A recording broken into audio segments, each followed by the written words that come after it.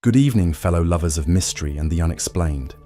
Tonight, we're embarking on a journey designed purely for entertainment, a collection of paranormal stories, theories, and interpretations meant to help you unwind, get deliciously spooked, or simply escape from daily stresses.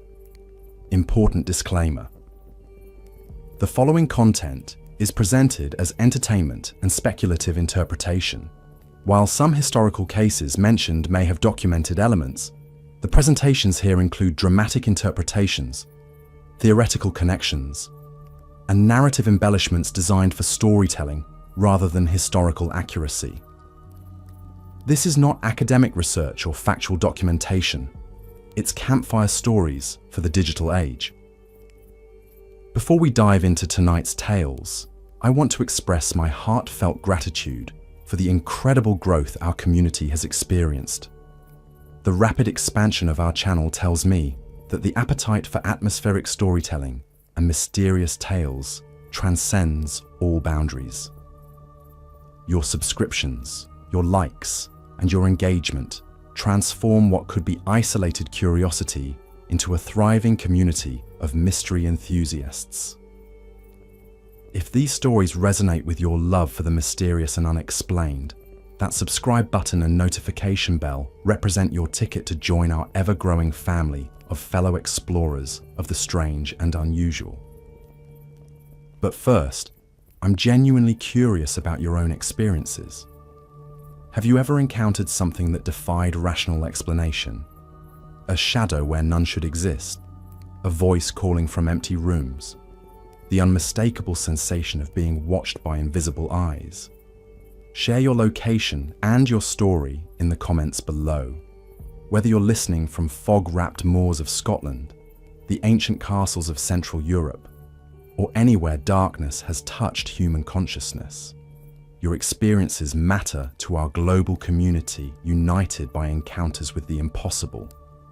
Whether you're listening to relax before sleep, seeking distraction from life's pressures, or simply enjoy well-crafted spooky tales, these stories blend historical elements with creative interpretation to create atmospheric entertainment. Think of this as your personal escape into a world where the boundaries between reality and imagination blur in the most delightfully unsettling ways. So settle in with your favorite beverage, dim the lights if you dare, and let these tales transport you to a world where the impossible feels tantalizingly real, all while knowing you're safely in the realm of entertainment, where the only thing at stake is how well you'll sleep tonight. Chapter 1. The Ghostly Drummer of Tedworth, England, 1661 to 1663. The Magistrate's Dilemma, when legal authority confronts the impossible. In the precise legal records preserved in the Wiltshire County Archives, we encounter what may represent the most thoroughly documented poltergeist case in English judicial history. A supernatural outbreak so systematic and persistent that it compelled a respected magistrate to risk his reputation by maintaining detailed written testimony about phenomena that defied every aspect of his rationalist worldview. John Mompesson, Justice of the Peace for Wiltshire, represented everything the Restoration period valued: legal precision, Protestant rationality, and systematic skepticism towards superstitious claims. His meticulous documentation of the Tedworth drummer case, preserved in both his personal correspondence and official court records, provides what modern researchers consider unprecedented insight into how educated 17th century minds processed sustained encounters with inexplicable phenomena. The case originated in March 1661, when Magistrate Mompesson confiscated a drum from William Drury, a vagrant accused of fraudulent solicitation using forged military discharge papers. Drury, claiming to be a former Cromwellian soldier, had been collecting money throughout Wiltshire by presenting documents that Mompesson's investigation revealed to be fabricated. The confiscation seemed routine, until Drury reportedly declared that Mompesson would never know peace while possessing his drum. Contemporary court records preserved in the National Archives reveal that Drury was subsequently tried and transported to the American colonies for his fraudulent activities. However, Maupassant's detailed correspondence with colleagues, preserved in the British Library manuscript collections, documents how supernatural disturbances commenced at his Tedworth residence within days of the drum's confiscation. The phenomena began with systematic drumming sounds that emanated from the roof and walls of Maupassant's manor house. His letters to fellow magistrates describe rhythmic patterns that precisely mimicked military drum calls, revelry, tattoo, and march sequences that any former soldier would recognize. What distinguished these sounds from natural explanation was their systematic timing, their apparent intelligence in responding to household activities, and their continuation for nearly 2 years despite extensive investigation. Maupassant's correspondence reveals attempts at rational explanation that progressively collapsed under accumulated evidence. His initial assumption of human agency, perhaps accomplices of the transported Drury seeking revenge, crumbled when systematic surveillance of the property revealed no possible human source for the disturbances. The Reverend Joseph Glanville, Fellow of the Royal Society and chaplain to King Charles II, conducted what represents perhaps the earliest systematic paranormal investigation in English history. His published account, Sadducismus Triumphatus, 1681, documents methodology that anticipates modern paranormal research techniques, controlled observation periods, multiple witness verification, and attempts at systematic communication with the alleged entity. Glanville's investigation records demonstrate how the phenomena evolved beyond simple drumming to include systematic responses to verbal questions. Witnesses reported that the entity could produce specific numbers of drum beats when requested, could repeat rhythmic patterns played by observers, and demonstrated apparent awareness of household activities and conversations. Church records from Tedworth Parish preserve testimonies from multiple witnesses, including visiting clergy, local gentry, and household servants. These testimonies, recorded independently, demonstrate remarkable consistency in describing phenomena that included not only auditory manifestations, but also physical movements of furniture, unexplained lights, and temperature variations that defied seasonal patterns. The case attracted attention from some of the most respected intellectual figures of Restoration England. Robert Boyle, founding member of the Royal Society, corresponded with Maupassant about the phenomena. Letters preserved in the Royal Society archives reveal Boyle's scientific curiosity, tempered by genuine concern about implications for natural philosophy if the reports proved accurate. King Charles II himself dispatched investigators to examine the Tedworth case. Royal correspondence preserved in the State Papers collection documents how courtly skeptics expected rapid debunking of what they assumed represented elaborate fraud or mass hysteria. Instead, royal investigators returned with reports that supported Maupassant's testimony while providing no conventional explanation for the documented phenomena. The systematic nature of the Tedworth disturbances challenges conventional explanations through their apparent intelligence and responsiveness. Modern analysis of Maupassant's records reveals phenomena that anticipated human behavior, responded appropriately to different types of questions, and demonstrated knowledge of household affairs that no external agent could have possessed without supernatural insight. The case's resolution remains as mysterious as its manifestation. Maupassant's final letters, dated 1663, describe gradual diminishment of phenomena rather than sudden cessation. The drumming became less frequent, responses to questions grew sporadic, and eventually silence returned to the Tedworth manor. Though Maupassant noted that complete quiet never fully restored the peaceful atmosphere his household had previously enjoyed, modern historians examining the Tedworth records confront evidence that resists conventional historical explanation, while remaining too well documented to dismiss as fabrication or mass hallucination. The case established precedent for serious academic treatment of paranormal claims, while demonstrating how supernatural encounters could compel educated individuals to risk their reputations by maintaining detailed testimony about impossible events. Chapter 2.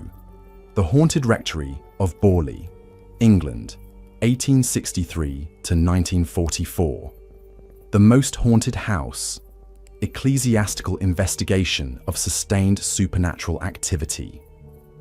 In the archives of the Society for Psychical Research, housed in Cambridge University Library, rest over 80 years of systematic documentation regarding what became known as the most haunted house in England, Borley Rectory in Essex, where successive Anglican clergy encountered phenomena so persistent and varied that the Church of England itself was compelled to authorize formal investigation while struggling to reconcile supernatural reports with theological doctrine. The Reverend Henry Dawson Ellis Bull, appointed rector of Borley in 1862, began documenting unusual occurrences at the newly constructed rectory within months of his arrival. His parish records, preserved in the Essex County Archives, contain marginalia describing sounds, apparitions, and physical disturbances that continued throughout his 30-year tenure, creating what researchers consider the most extensive clerical documentation of sustained paranormal activity in Anglican Church history. Bull's initial reports describe the systematic appearance of a nun-like figure in the rectory grounds, observed walking along what witnesses consistently identified as the same path through the garden at approximately the same evening hours. Parish visitors, including fellow clergy and church officials, independently corroborated these sightings with descriptions that demonstrated remarkable consistency despite being recorded separately over decades. Church correspondence preserved in the diocesan archives reveals how Bull's superiors initially interpreted his reports as symptoms of isolation-induced psychological stress, a reasonable assumption given Borley's remote location and the demanding nature of rural ministry. However, when visiting bishops and archdeacons began witnessing phenomena personally during official parish inspections, ecclesiastical attitudes shifted from skeptical dismissal towards systematic documentation. The Reverend Harry Foister, who succeeded to Borley Rectory in 1930, maintained detailed journals that expanded the documented phenomena beyond visual apparitions to include systematic physical disturbances, objects moving without human agency, written messages appearing on walls, and systematic responses to religious prayers and rituals that suggested intelligent interaction with ecclesiastical activities. Foister's journals, preserved in the Society for Psychical Research archives, document over 2,000 individual paranormal incidents during his 5-year residence at Borley. His systematic recording methodology, noting times, witnesses, weather conditions, and possible conventional explanations, provides what paranormal researchers consider unprecedented insight into long-term supernatural manifestations within religious settings. The systematic investigation of Borley Rectory by Harry Price, founder of the National Laboratory of Psychical Research, established methodological precedents for scientific paranormal research that influence contemporary investigation protocols. Price's documentation, preserved in the University of London Library, includes photographs, temperature readings, electromagnetic measurements, and witness testimonies collected under controlled conditions. Price's investigation team included academics, scientists, clergy, and skeptical observers who maintained independent records of their experiences at Borley. The convergence of their testimonies, despite different theoretical orientations and methodological approaches, created what researchers consider compelling evidence for sustained supernatural activity that transcended individual psychological interpretation. The phenomenon most thoroughly documented at Borley involved systematic written communications that appeared on rectory walls without human agency. These messages, photographed by multiple investigators and preserved in archival collections, demonstrate linguistic characteristics and historical knowledge that witnesses could not have possessed through normal means. Modern handwriting analysis has failed to identify any contemporary individual as the source of these communications. Church records document how Borley's supernatural reputation created administrative difficulties for the Anglican Diocese of St. Albans. Successive rectors requested transfers due to phenomena that interfered with clerical duties, while parishioners reported reluctance to attend evening services or visit the rectory for pastoral counselling. The systematic nature of these difficulties compelled ecclesiastical authorities to acknowledge supernatural claims while maintaining theological positions that struggled to accommodate such phenomena.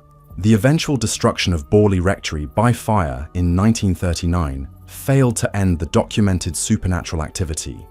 Post-fire investigations revealed continued phenomena in the rectory ruins, including systematic temperature variations, electromagnetic disturbances, and visual manifestations that persisted despite the absence of physical structures where traditional haunting explanations would locate residual spiritual energy.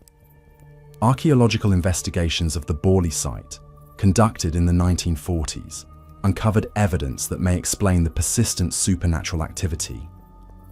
Excavations revealed foundations of a medieval monastery and evidence of violent historical events that could have created traumatic imprints according to various paranormal theories, though such explanations remain speculative rather than scientifically validated. The extensive documentation accumulated at Borley Rectory challenges conventional historical methodology by presenting sustained witness testimony from credible sources who risked professional reputations by maintaining detailed records of impossible events. Modern historians examining the Borley materials confront evidence that resists natural explanation while remaining too systematic and well corroborated to dismiss as fraud or mass hysteria. Chapter 3. The Versailles Timeslip, France 1901. Academic encounter with temporal anomaly. When Oxford scholars experienced history. In the archives of St. Hugh's College, Oxford, rest the detailed testimonies of two distinguished academics whose afternoon visit to Versailles Palace resulted in what researchers consider the most thoroughly documented case of alleged time displacement in scholarly literature. An encounter so methodically recorded and systematically investigated that it compelled serious academic consideration of temporal phenomena that conventional physics deemed impossible. Anne Moberly, principal of St. Hugh's College, and Eleanor Jourdain, vice principal and daughter of a respected clergyman, represented the intellectual elite of Edwardian England.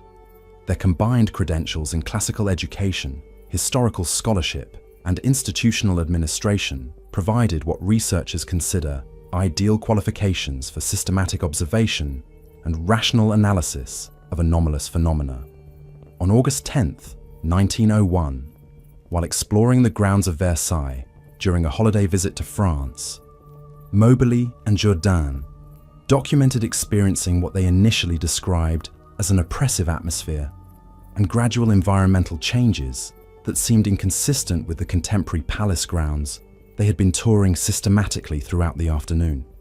Their separate written accounts, compiled immediately after the experience and preserved in the college archives, describe encountering individuals in period costume whose behavior and appearance seemed inconsistent with typical tourist reenactment activities.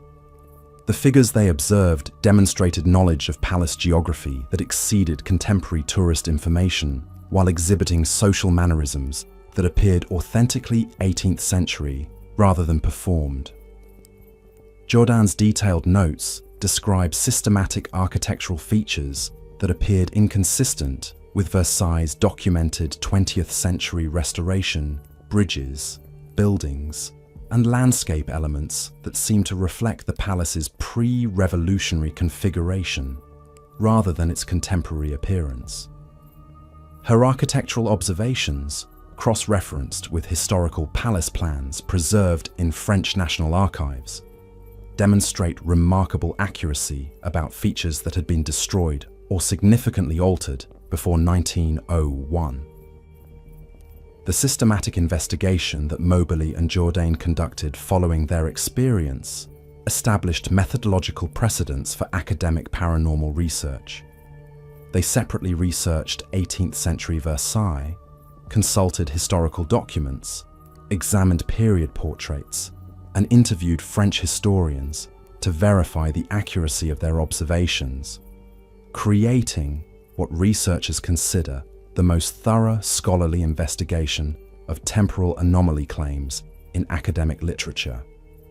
Their research revealed disturbing correlations between their experience and specific historical events. The emotional atmosphere they described, the positioning of figures they observed, and the apparent date suggested by environmental evidence corresponded precisely with October 5, 1789, the day when revolutionary crowds forced Marie Antoinette to flee Versailles, ending the monarchy's residence at the palace forever. French historical archives consulted by Moberly and Jourdain contained descriptions of the royal family's final day at Versailles that matched details the Oxford academics had observed. Specific individuals present, their locations within the palace grounds, their emotional states, and their activities during the crisis that transformed French history. The correlation between their observations and documented historical events exceeded statistical probability while providing details that were not available in standard tourist literature. The publication of their account as An Adventure, 1911, attracted attention from European academic institutions and psychical research organizations. Scholars at Cambridge, the Sorbonne, and German universities examined their methodology and evidence while struggling to provide conventional explanations for correlations between their experience and historical documentation that they could not have accessed before their Versailles visit. Contemporary criticism of the Moberly-Jourdain case focused on potential conventional explanations, misidentification of tourist reenactors, psychological suggestion enhanced by historical knowledge, or unconscious embellishment of memories to conform with subsequent research discoveries. However, systematic analysis of their testimonies reveals details that predated their historical research and correlated with archival documents that were not publicly accessible in 1901. The time-slip interpretation of their experience gained support from subsequent visitors to Versailles who reported similar phenomena. Independent testimonies collected by French paranormal researchers describe environmental changes, period costumed figures, and emotional atmospheres consistent with Moberly and Jourdain's account, suggesting either sustained temporal anomaly at the palace or systematic psychological effects that specific locations might trigger in susceptible individuals. Modern analysis of the Versailles case examines possible theoretical frameworks for temporal displacement, quantum mechanical interpretations of time perception, psychological theories about location-specific memory activation, and parapsychological theories about traumatic historical events creating persistent temporal imprints. However, none of these frameworks provide definitive explanations for the specific evidence documented by credible academic observers. The scholarly credibility of Moberly and Jourdain transforms their Versailles experience from simple paranormal anecdote into serious academic puzzle. Their systematic methodology, independent corroboration, and detailed documentation create what historians consider compelling evidence for temporal phenomena that challenges conventional understanding of time, memory, and historical reality. Chapter 4. The Drummer of Courtechy, Scotland, 1760 to 1900. Highland Prophecy and Aristocratic Doom, when ancient curses target noble houses.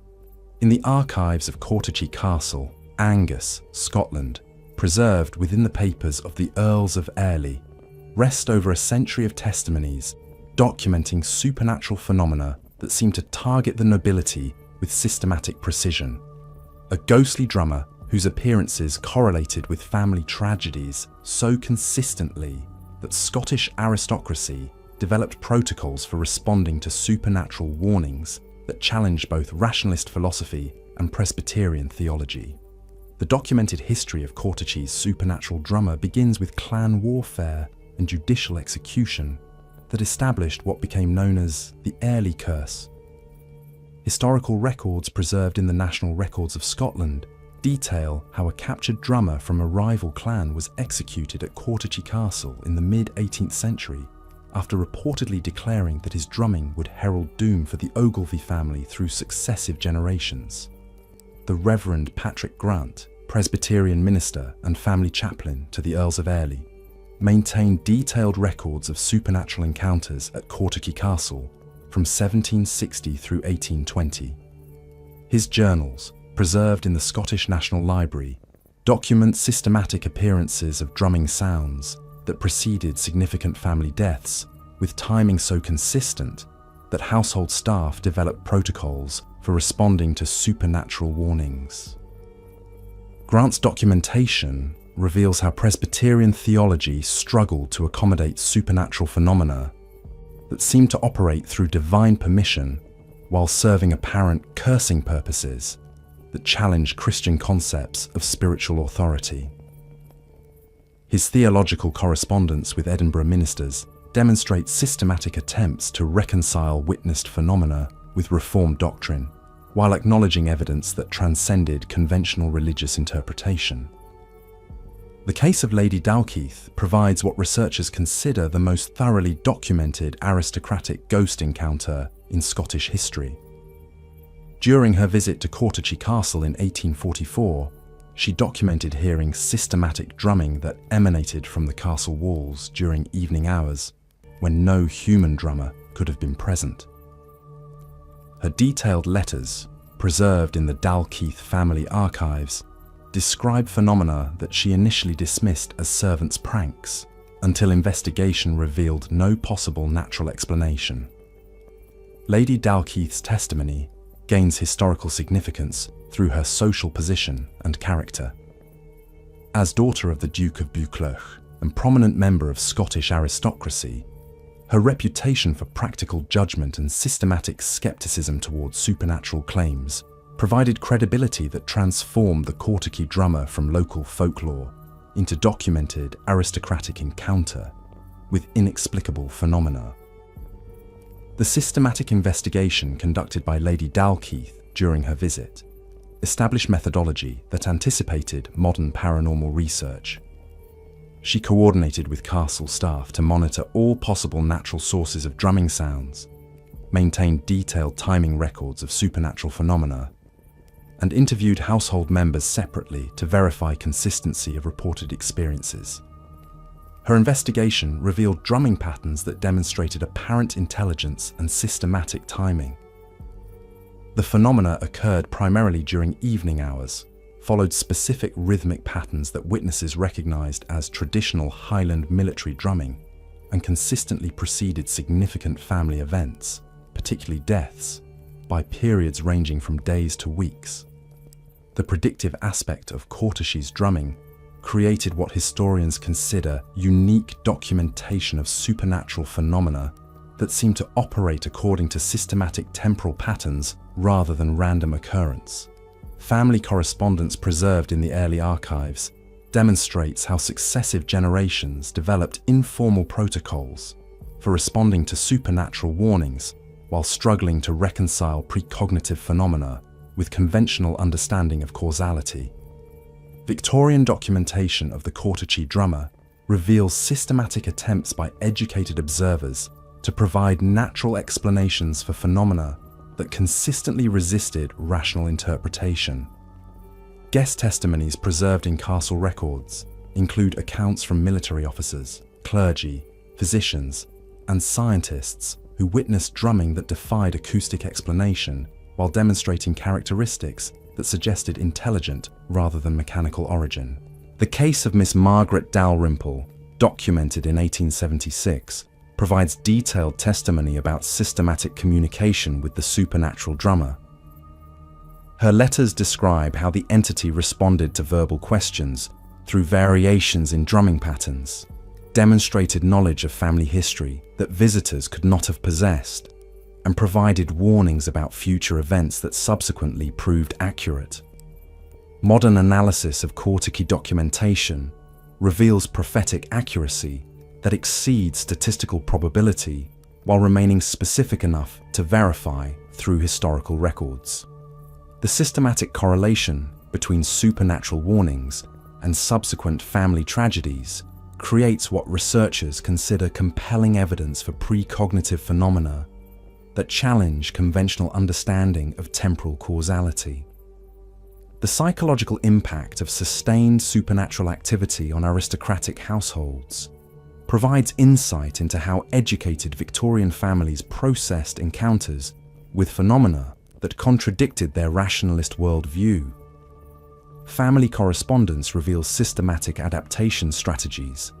Some members developed protective rituals, others sought scientific explanation, while others embraced supernatural warnings as potentially beneficial guidance. The gradual diminishment of Cortici's supernatural activity during the early 20th century parallels broader cultural changes that may have affected the relationship between traditional Scottish supernatural beliefs and modernizing social structures. The drummer's final documented appearances occurred during World War I, when traditional aristocratic authority faced systematic challenges that transformed Scottish social hierarchies. Chapter 5. The Enfield Poltergeist, England, 1977 to 1979. Modern documentation meets ancient phenomena. When contemporary investigation confronts systematic supernatural activity. In the archives of the Society for Psychical Research and the Metropolitan Police records, preserved at the National Archives, rest 2 years of systematic documentation regarding phenomena that compelled rational institutions, law enforcement, social services, academic researchers, and news media to confront supernatural claims that challenged every aspect of late 20th century materialism while occurring under conditions of unprecedented scrutiny. The case originated in August 1977 at 284 Green Street, Enfield, North London, when Peggy Hodgson, a divorced mother of 4, contacted Enfield police to report systematic disturbances in her council house that defied natural explanation. Police Constable Carolyn Heaps, responding to what she expected would be routine domestic dispute, instead documented phenomena that compelled official acknowledgement of supernatural activity in Metropolitan Police incident reports. PC Heaps's official report, preserved in police archives, describes systematic movement of furniture without human agency, observed under controlled conditions with multiple witnesses present. Her testimony gained legal significance through her professional training in observation, her systematic approach to evidence collection, and her initial skepticism towards supernatural claims that made her eventual acknowledgement of inexplicable phenomena particularly compelling. The systematic investigation conducted by Maurice Gross of the Society for Psychical Research established methodological precedents for modern paranormal documentation. Gross's research, conducted over 2 years with systematic recording equipment, multiple witnesses, and controlled observation conditions, created what researchers consider the most thoroughly documented poltergeist case in contemporary paranormal literature. Guy Lyon Playfair, experienced paranormal investigator and author, provided systematic documentation of Enfield phenomena that demonstrated apparent intelligence, responsiveness to human interaction, and systematic patterns that suggested organized supernatural activity rather than random disturbances. His detailed records, preserved in SPR archives, document over 1,500 individual paranormal incidents during the investigation period. The case's complexity emerges from systematic documentation of multiple types of phenomena: systematic movement of furniture and objects, unexplained sounds and voices, temperature variations that defied heating system explanations, and systematic communication through supernatural agency that responded intelligently to investigator questions and household activities. The emergence of apparent communication through supernatural agency created what researchers consider unprecedented documentation of systematic interaction between contemporary investigators and alleged spiritual entities. Audio recordings preserved in SPR archives document voices claiming to represent deceased individuals who provided historical information that witnesses could not have known through normal means. The systematic verification of historical claims made through supernatural communication revealed accuracy that exceeded probability while demonstrating knowledge of local history, deceased residents, and community events that young household members could not have accessed through conventional research. This correlation between supernatural claims and verifiable historical information provided what investigators consider compelling evidence for genuine spiritual communication. Media documentation of Enfield phenomena created systematic visual evidence that supports witness testimonies while raising questions about potential conventional explanations. Photographs and audio recordings, examined by technical experts and preserved in news archives, demonstrate systematic patterns that resist natural explanation while maintaining consistency with witness descriptions.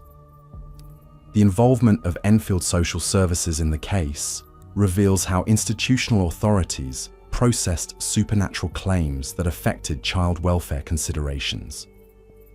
Social workers documented phenomena personally, while struggling to develop appropriate responses to supernatural activity that seemed to center around adolescent household members, particularly 11-year-old Janet Hodgson. Psychological evaluation of household members, conducted by qualified professionals and preserved in case files, revealed no evidence of mental illness, deliberate fraud, or psychological conditions that could explain sustained supernatural phenomena.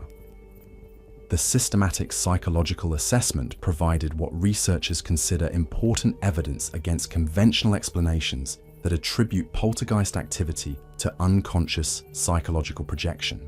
The case's educational value emerges from systematic documentation by multiple independent observers using contemporary recording technology under conditions that minimize possibilities for fraud or misinterpretation. The convergence of testimony from police, researchers, social workers, journalists, and neighbors created what paranormal investigators consider unprecedented corroboration for sustained supernatural activity. Critical analysis of Enfield documentation acknowledges potential conventional explanations while examining evidence that consistently resisted natural interpretation. Skeptical investigators identified possible fraud in some incidents, while acknowledging other phenomena that exceeded the capability of household members to produce through conventional means, creating systematic documentation that continues challenging conventional understanding of physical reality.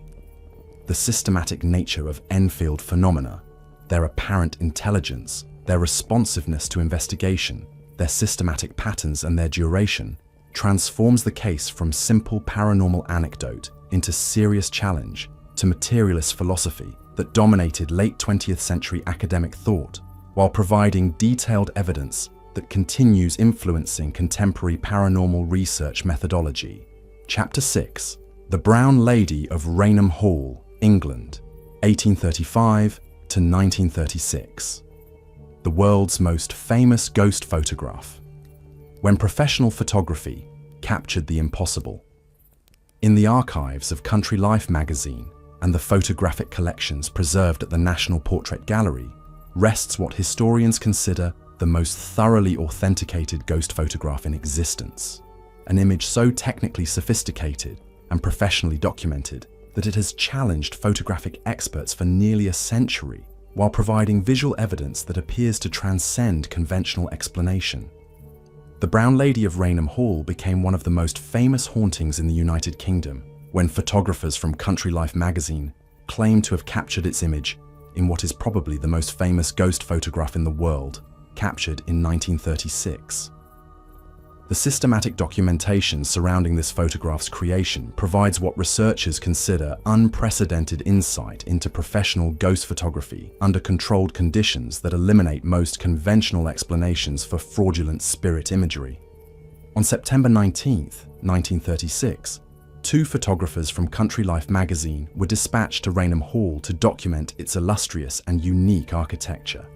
Captain Hubert C. Provand and his assistant Indre Shearer were conducting routine architectural photography for the magazine's series on English country houses when they encountered phenomena that transformed their professional assignment into paranormal documentation that continues challenging photographic experts across multiple disciplines.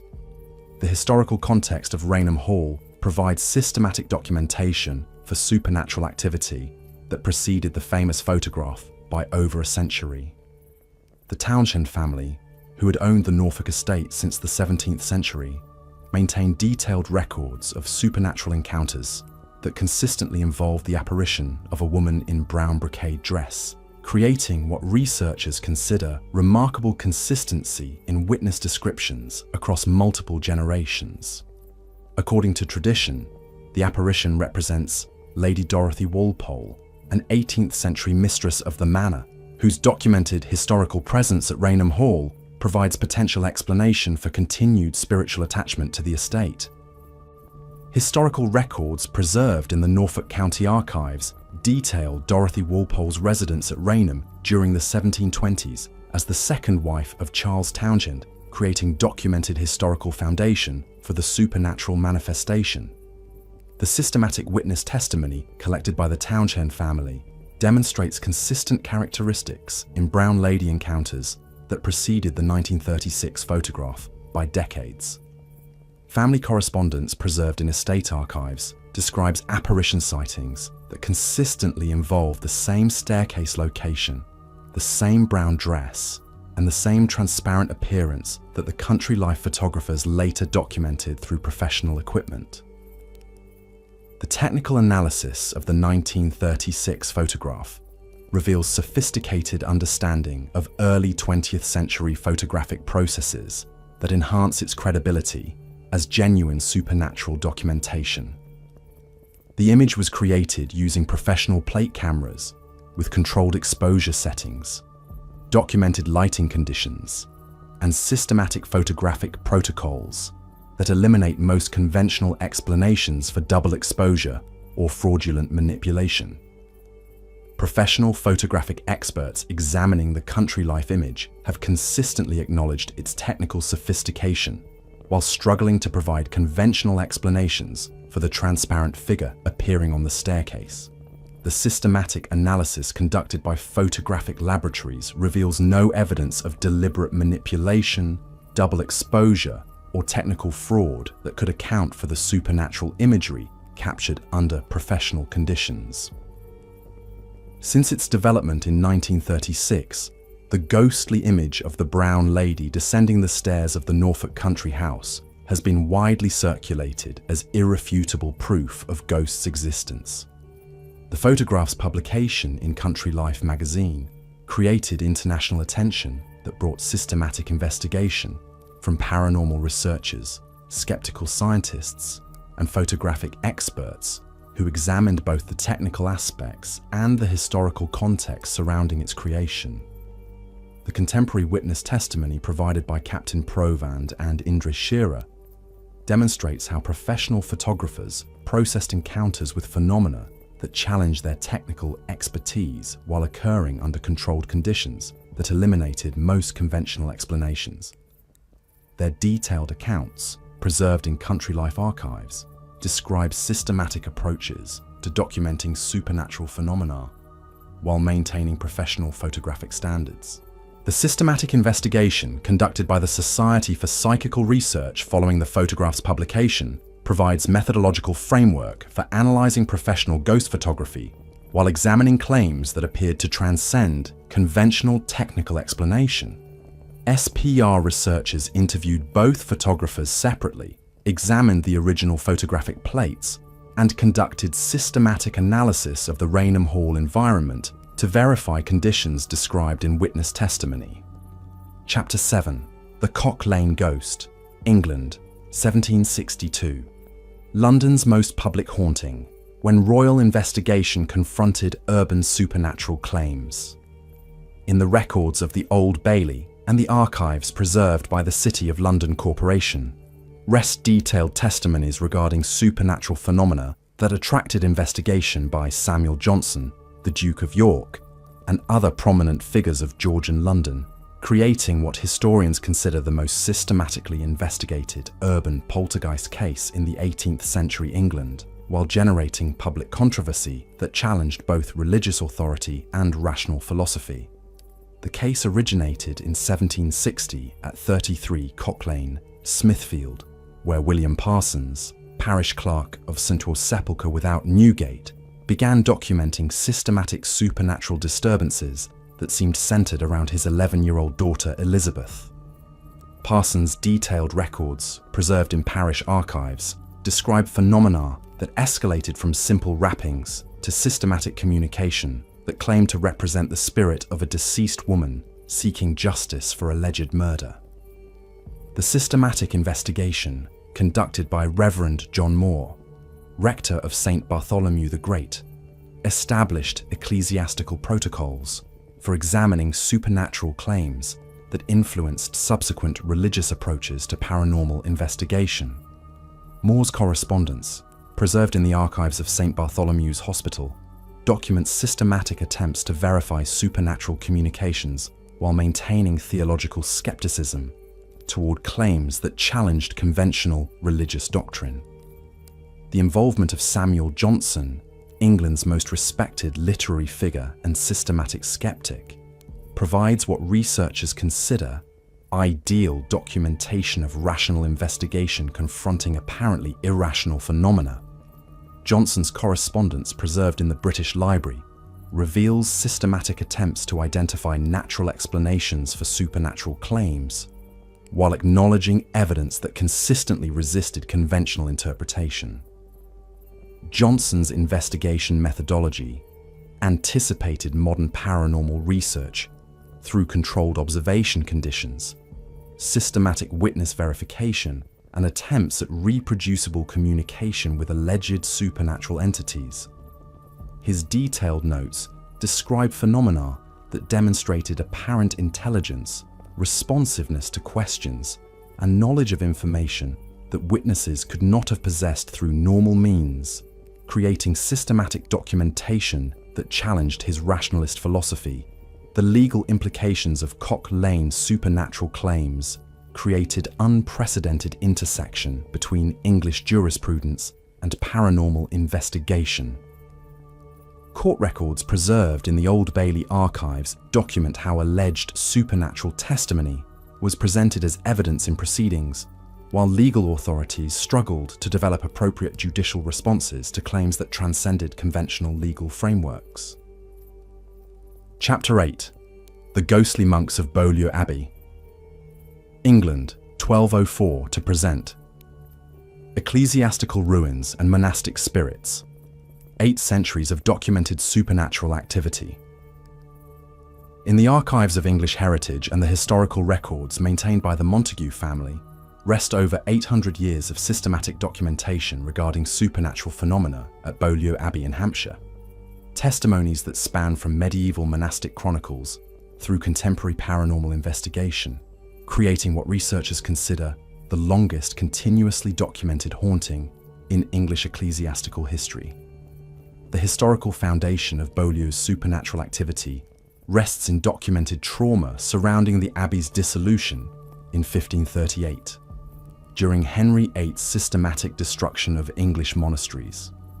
Contemporary chronicles preserved in the British Library describe how Cistercian monks faced violent expulsion from their religious community, creating what paranormal theorists suggest represents ideal conditions for traumatic spiritual imprinting that might persist across centuries. The transformation of Beaulieu Abbey into the private residence of the Montague family following the dissolution created unique circumstances where secular witnesses documented supernatural encounters within former religious architecture. Family correspondence preserved in the Montague estate archives provides systematic witness testimony from educated aristocratic observers who maintain detailed records of supernatural phenomena while struggling to reconcile ghostly encounters with Protestant theology. The systematic documentation maintained by successive generations of the Montague family reveals consistent characteristics in Beaulieu's supernatural encounters that suggest organized spiritual activity rather than random paranormal manifestation. Witness testimonies describe systematic appearances of robed figures, systematic timing of supernatural phenomena corresponding to former monastic prayer schedules, and systematic territorial behavior, suggesting spiritual attachment to specific abbey locations. Chapter 9. The Drummer of Stocksbridge, England, 1988. Modern highway haunting, when contemporary construction encountered historical trauma. In the misty archives of South Yorkshire Police and the documentation maintained by the Highways Agency rest systematic records of supernatural encounters that occurred during the construction of the A616 Stocksbridge bypass, phenomena so persistent and well witnessed that they compelled official acknowledgement from law enforcement, while challenging conventional understanding of how modern infrastructure development might disturb ancient spiritual territories. The case originated in September 1988, when security guards monitoring the Stocksbridge construction site began reporting systematic encounters with apparitions that appeared to demonstrate territorial behaviour regarding the highway development. Police reports preserved in South Yorkshire archives document how professional security personnel, trained in systematic observation, maintained detailed records of supernatural encounters that occurred under controlled monitoring conditions. The construction site itself, sprawled across land that archaeological surveys had revealed contained evidence of ancient settlements, burial grounds, and what local historians described as a medieval execution site. The systematic excavation required for highway construction had disturbed layers of soil that had remained untouched for centuries, releasing what workers described as an oppressive atmosphere that seemed to intensify with each passing night. Security guard John Beat provided the first systematic documentation of supernatural activity at the Stocksbridge site. His detailed incident reports, preserved in both company files and subsequent police documentation, describe encounters with figures in period clothing who appeared along the construction perimeter during evening patrol hours. These apparitions, Beat noted with professional precision, demonstrated awareness of his presence while maintaining consistent territorial behavior that suggested protective or defensive positioning around disturbed archaeological areas. The systematic nature of these encounters escalated when Beat reported direct communication attempts from the supernatural entities.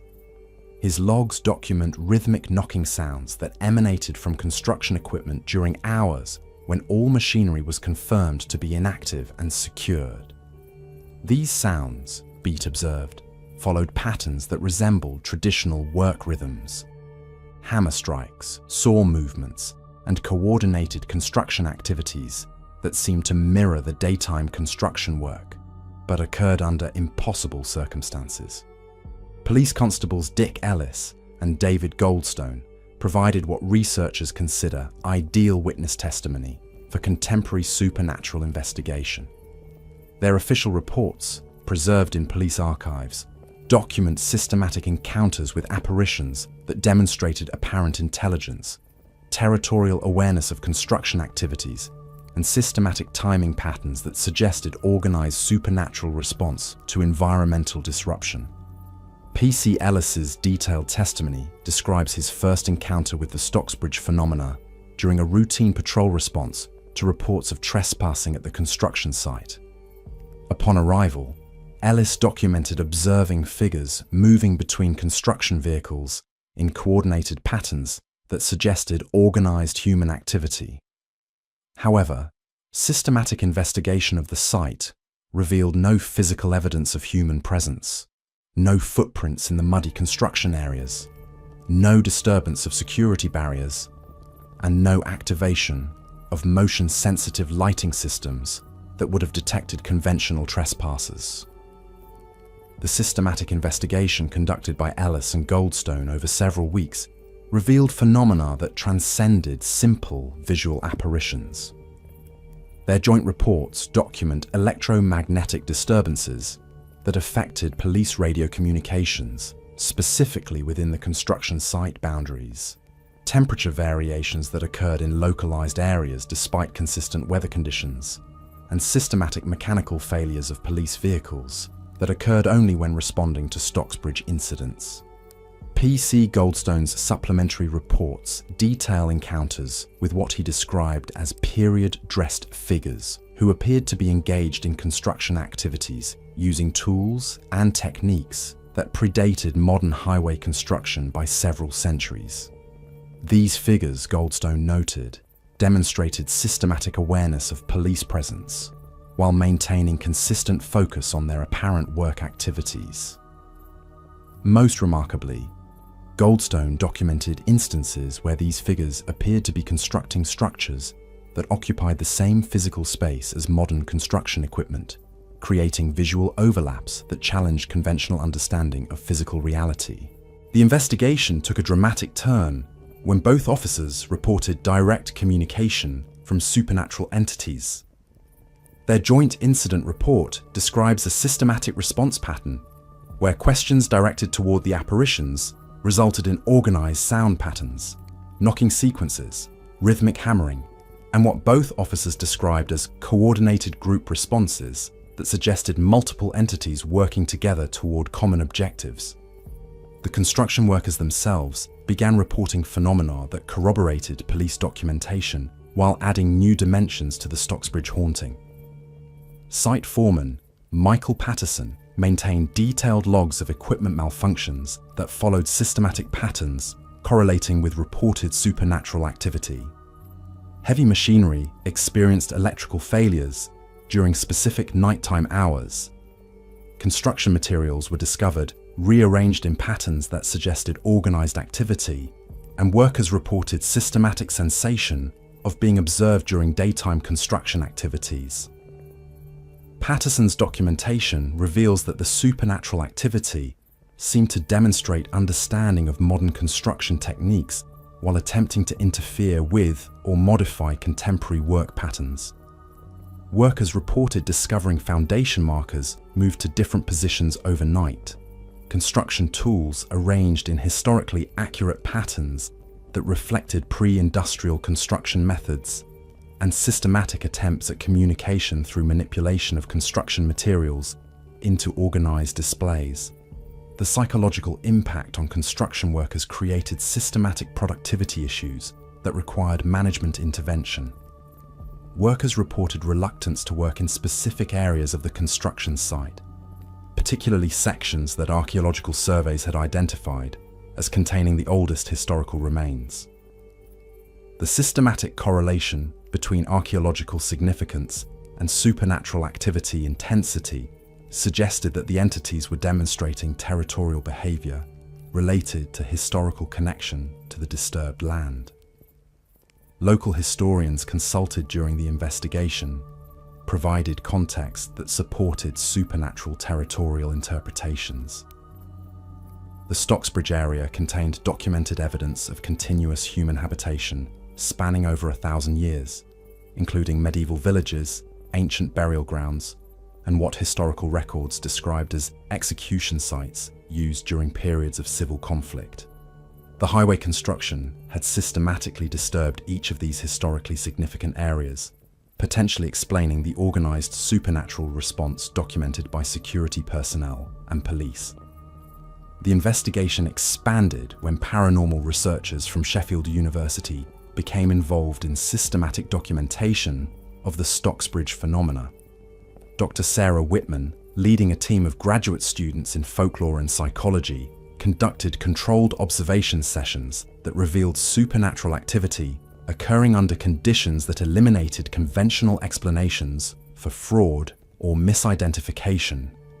Dr. Whitman's research team documented systematic patterns in supernatural manifestations that correlated with lunar cycles, weather conditions, and specific times corresponding to historical work schedules from pre-industrial periods.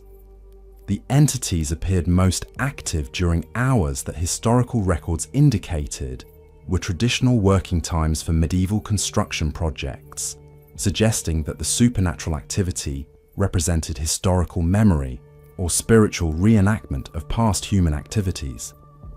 The Sheffield University investigation employed systematic recording equipment that captured audio and electromagnetic evidence supporting witness testimonies. Digital audio recordings preserved evidence of coordinated hammering sounds, rhythmic soaring activities, and what acoustic analysis suggested were multiple entities engaged in organized construction work using period-appropriate tools and techniques.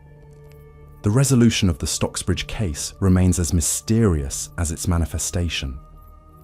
Construction workers and security personnel reported gradual diminishment of supernatural activity as the highway project neared completion.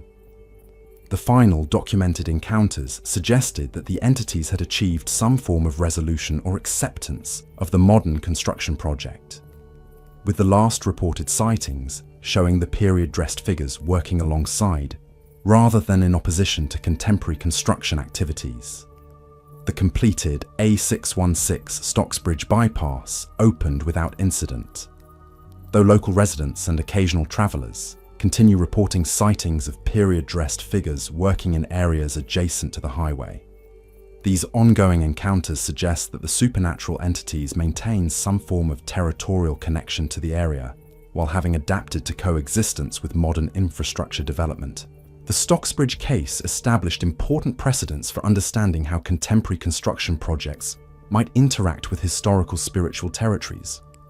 The systematic documentation provided by professional observers demonstrates that supernatural encounters can occur under controlled conditions with multiple independent witnesses, while maintaining consistent characteristics that suggest organized intelligence responding to environmental disruption.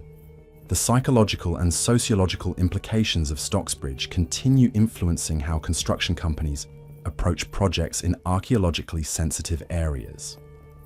The case demonstrates that supernatural encounters can have practical impacts on industrial projects, while providing valuable insights into how historical consciousness might persist in locations with extended human habitation. Chapter 10. The Grey Lady of Dudley Castle, England, 1300 to present. Medieval fortress and eternal sentry. 7 centuries of documented spectral guardianship. In the archives of English heritage and the historical collections maintained by Dudley Metropolitan Borough rest over 700 years of systematic documentation regarding supernatural phenomena at Dudley Castle in the West Midlands. Witness testimonies that span from medieval siege warfare through contemporary castle tourism, creating what researchers consider one of England's most thoroughly documented fortress hauntings. The historical foundation of Dudley Castle's supernatural activity connects to documented military trauma from the English Civil War siege of 1644, when parliamentarian forces systematically destroyed much of the medieval fortress. Contemporary siege accounts, preserved in the British Library, describe civilian casualties, military executions, and systematic destruction that paranormal theorists suggest created ideal conditions for traumatic spiritual imprinting that would persist across centuries of continued supernatural manifestation. The Grey Lady of Dudley Castle first appears in historical documentation during the 14th century, when castle records maintained by successive generations of the Ward family describe systematic encounters with a female figure in grey robes who appeared to demonstrate protective behaviour toward castle inhabitants during periods of military threat or political upheaval. These early testimonies establish patterns of supernatural guardianship that would characterize the Grey Lady encounters for the following 7 centuries. Medieval chronicles preserved in the Dudley Castle archives describe how the Grey Lady appeared to castle defenders during the siege of 1138, when Stephen of England's forces attacked the fortress during the civil war known as the Anarchy. Contemporary accounts document how the grey-robed figure was observed walking castle battlements during night hours, appearing to conduct systematic patrol activities that provided comfort to human defenders while suggesting supernatural protection of the fortress itself. The systematic documentation maintained by castle chaplains throughout the medieval period reveals consistent characteristics in Grey Lady encounters that transcended individual psychology or cultural interpretation. Multiple independent witnesses described identical physical appearance, consistent timing patterns corresponding to castle security needs, and behavioral patterns suggesting intelligence and emotional investment in castle welfare that operated according to systematic protective purposes. During the Tudor period, Dudley Castle experienced renewed political significance as the residence of John Dudley, Duke of Northumberland, and his son Robert Dudley, Earl of Leicester, and favourite of Elizabeth I. Castle correspondence preserved in the National Archives documents how the Grey Lady's appearances intensified during periods of political crisis affecting the Dudley family, suggesting supernatural awareness of and response to threats facing castle inhabitants. The most thoroughly documented Tudor encounter occurred in 1553, when Lady Jane Grey, the 9 Days Queen and daughter-in-law to John Dudley, was imprisoned at Dudley Castle following her failed attempt to secure the English throne. Contemporary accounts preserved in the state papers describe how Lady Jane reported systematic visits from a grey-robed figure who provided comfort during her imprisonment, while demonstrating knowledge of political events that no human visitor could have possessed through conventional means. Lady Jane's detailed letters, written during her Dudley Castle imprisonment and preserved in the British Library, describe conversations with the Grey Lady that revealed historical knowledge spanning several centuries of castle history. The supernatural entity demonstrated awareness of previous castle inhabitants, detailed knowledge of architectural changes made across generations, and predictive insights about political developments that subsequently proved accurate in ways that transcended normal information access. The English Civil War period provided what historians consider the most dramatic documentation of the Grey Lady's protective activities. When parliamentarian forces besieged Dudley Castle in 1644, contemporary accounts from both sides of the conflict document supernatural intervention that affected military operations, while demonstrating systematic preference for protecting castle inhabitants against attacking forces.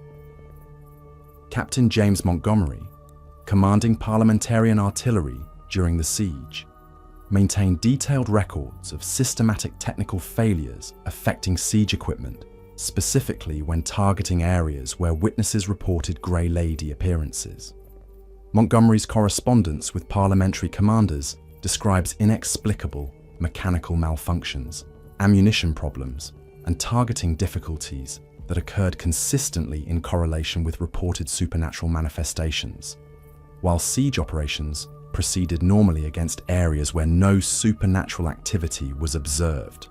The siege chronicles compiled by castle defenders describe systematic supernatural assistance during the most critical phases of the military engagement. The Grey Lady appeared to provide intelligence about parliamentarian positions, warned of planned attacks through systematic signal patterns, and demonstrated protective presence that provided psychological support to castle inhabitants facing systematic destruction of their medieval fortress. The eventual capture and systematic destruction of Dudley Castle in 1646 created unprecedented circumstances for supernatural documentation. Parliamentary forces, committed to eliminating royalist strongholds, conducted systematic demolition that destroyed much of the medieval architecture while creating conditions for intensified supernatural manifestation that would affect the site for centuries. Contemporary accounts from parliamentary soldiers describe systematic supernatural opposition to demolition activities. Work crews reported systematic mechanical failures of destruction equipment, organized resistance that seemed to emanate from castle ruins themselves, and apparitions of multiple figures in period dress who appeared to be defending architectural elements from systematic destruction. The post-siege period transformed Dudley Castle from active military installation into romantic ruin, creating new contexts for supernatural encounters that attracted different types of witnesses, while maintaining consistent patterns of Grey Lady manifestation. Local residents, antiquarian visitors, and early tourists documented continued supernatural activity that suggested persistent spiritual attachment to castle ruins, despite elimination of human habitation. During the 18th century, The emerging Gothic revival movement brought systematic academic interest to castle ruins and their associated supernatural traditions. Antiquarians, including William Dugdale and Horace Walpole, visited Dudley Castle specifically to document both architectural significance and supernatural phenomena, creating scholarly precedents for serious investigation of historical hauntings within academic contexts. Dugdale's comprehensive survey of Warwickshire castles includes systematic documentation of Dudley supernatural encounters that demonstrates methodological sophistication in distinguishing credible witness testimony from local folklore. His interviews with multiple independent witnesses revealed consistent descriptions of Grey Lady appearances, systematic timing patterns, and behavioral characteristics that suggested organized spiritual activity rather than random paranormal manifestation. The Victorian period brought renewed interest in castle preservation and supernatural documentation that created systematic opportunities for controlled observation of Dudley phenomena. The establishment of the Dudley Historical Society in 1867 created institutional framework for collecting and preserving supernatural testimonies, while maintaining scholarly standards that distinguished credible encounters from sensationalized folklore. Victorian documentation reveals evolution in Grey Lady manifestations that seem to adapt to changing social contexts while maintaining essential protective characteristics. Witnesses reported that the supernatural entity demonstrated awareness of contemporary social conditions, responded appropriately to Victorian cultural expectations, and modified behavioral patterns to communicate effectively with witnesses from different historical periods. The systematic photographic documentation that became possible during the Victorian period provided new opportunities for supernatural verification that had been unavailable to earlier generations of witnesses. Professional photographers attempting to document castle architecture reported systematic camera malfunctions, unexplained images appearing in developed photographs, and electromagnetic disturbances that affected photographic equipment, specifically in areas where Grey Lady sightings were most frequently reported. The 20th century transformation of Dudley Castle into heritage tourism site created unprecedented opportunities for systematic supernatural documentation under conditions that approached controlled scientific observation. Guided tours, professional heritage interpretation, and systematic visitor management created environments where supernatural encounters could be documented by multiple independent witnesses under circumstances that eliminated most conventional explanations for fraud or collective hallucination. Heritage site records preserved in the Dudley Castle archives document systematic visitor reports of Grey Lady encounters that demonstrate remarkable consistency across different cultural backgrounds, age groups, and levels of prior knowledge about castle supernatural traditions. Tour guides, castle staff, and independent visitors reported identical descriptions of supernatural appearances, consistent behavioral patterns, and systematic timing that suggested organized spiritual activity operating according to predictable patterns. Contemporary paranormal investigation teams, equipped with modern recording and measurement equipment, have conducted systematic studies of Dudley Castle phenomena that provide technical documentation supporting historical witness testimonies. Digital cameras, electromagnetic field detectors, temperature monitoring devices, and audio recording equipment have consistently registered anomalous readings that correlate with reported Grey Lady manifestations while occurring under controlled conditions that eliminate conventional explanations. The educational impact of systematic Dudley Castle documentation extends beyond paranormal research to encompass historical methodology, heritage interpretation, and public understanding of how supernatural traditions preserve cultural memory across centuries. The Grey Lady encounters provide systematic evidence for continuity of human consciousness, connection to historically significant locations, while demonstrating how supernatural phenomena might serve cultural preservation functions that transcend individual psychological experience. The psychological profiles of credible Dudley Castle witnesses reveal no consistent predisposing factors for supernatural encounters, suggesting that Grey Lady manifestations might represent environmental phenomena that affect sensitive individuals regardless of cultural background, religious beliefs, or prior supernatural experience. This universality supports interpretations of supernatural encounters as location-specific phenomena rather than psychological projection or cultural conditioning. The therapeutic value reported by some Grey Lady witnesses suggests that supernatural encounters at historically significant sites might provide psychological benefits that transcend simple entertainment or curiosity satisfaction.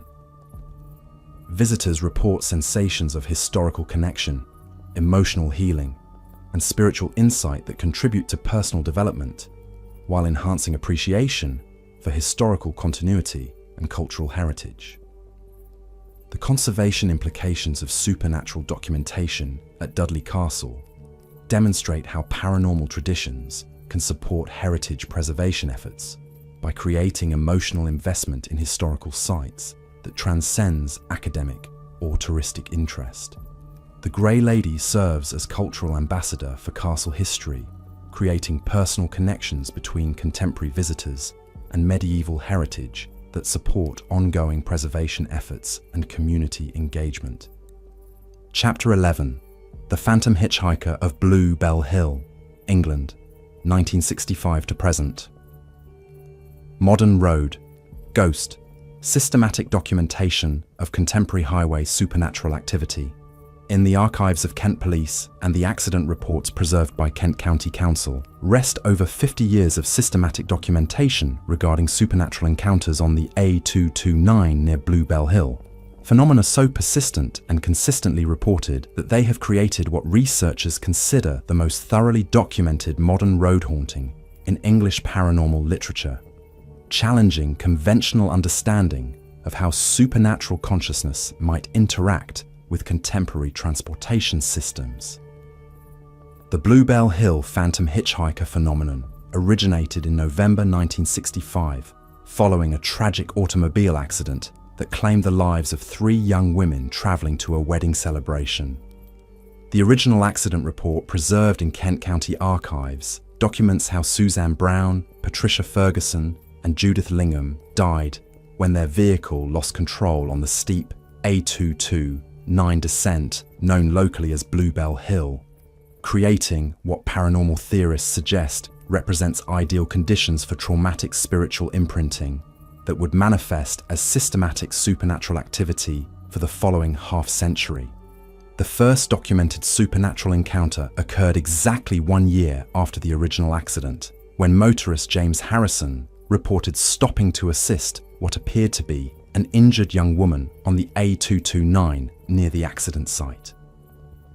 Harrison's detailed statement, preserved in Kent Police files, describes systematic interaction with a female figure in white dress who appeared to be in distress, requested assistance reaching a wedding, and disappeared from his vehicle under circumstances that defied conventional explanation while occurring under controlled observation conditions.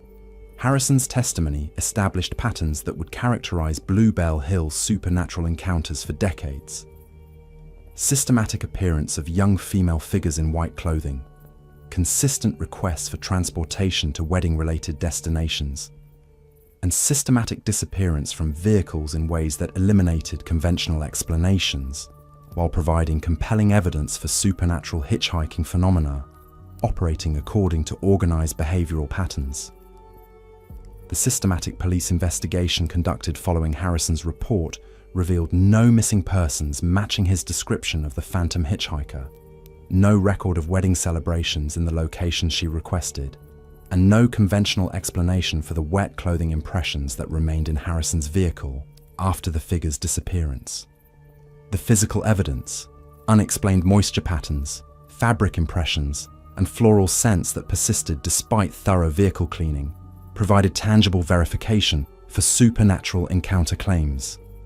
Kent police records document escalating frequency of Blue Bell Hill phantom hitchhiker reports throughout the late 1960s and early 1970s, with systematic witness testimonies demonstrating remarkable consistency despite coming from independent sources with no apparent coordination or prior knowledge of previous encounters. Professional drivers, local residents, and traveling visitors provided identical descriptions of supernatural interactions that occurred under circumstances that eliminated possibilities for fraud or collective hallucination. The systematic analysis conducted by Kent Police Traffic Division revealed correlation between phantom hitchhiker encounters and specific atmospheric conditions, lunar cycles, and anniversary dates related to the original 1965 accident. These patterns suggested that supernatural manifestations operated according to systematic temporal and environmental triggers rather than random occurrence, providing evidence for organized spiritual activity that responded to predictable external conditions. Sergeant Michael Thompson, assigned to investigate Bluebell Hill phenomena, maintained detailed case files that documented systematic verification procedures applied to phantom hitchhiker reports. Thompson's investigation methodology included background checks on witnesses, forensic examination of physical evidence, and systematic correlation analysis that distinguished credible supernatural encounters from conventional misidentification or deliberate hoax attempts, while maintaining professional investigative standards.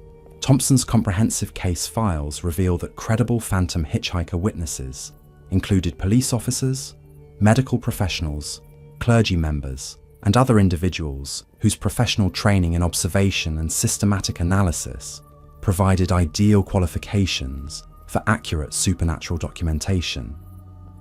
These witnesses reported identical encounter characteristics despite having no opportunity for coordination or prior knowledge of specific supernatural behavioral patterns. The expansion of Bluebell Hill documentation during the 1970s and 1980s revealed evolution in phantom hitchhiker manifestations that seemed to adapt to changing social conditions while maintaining essential characteristics related to the original 1965 tragedy.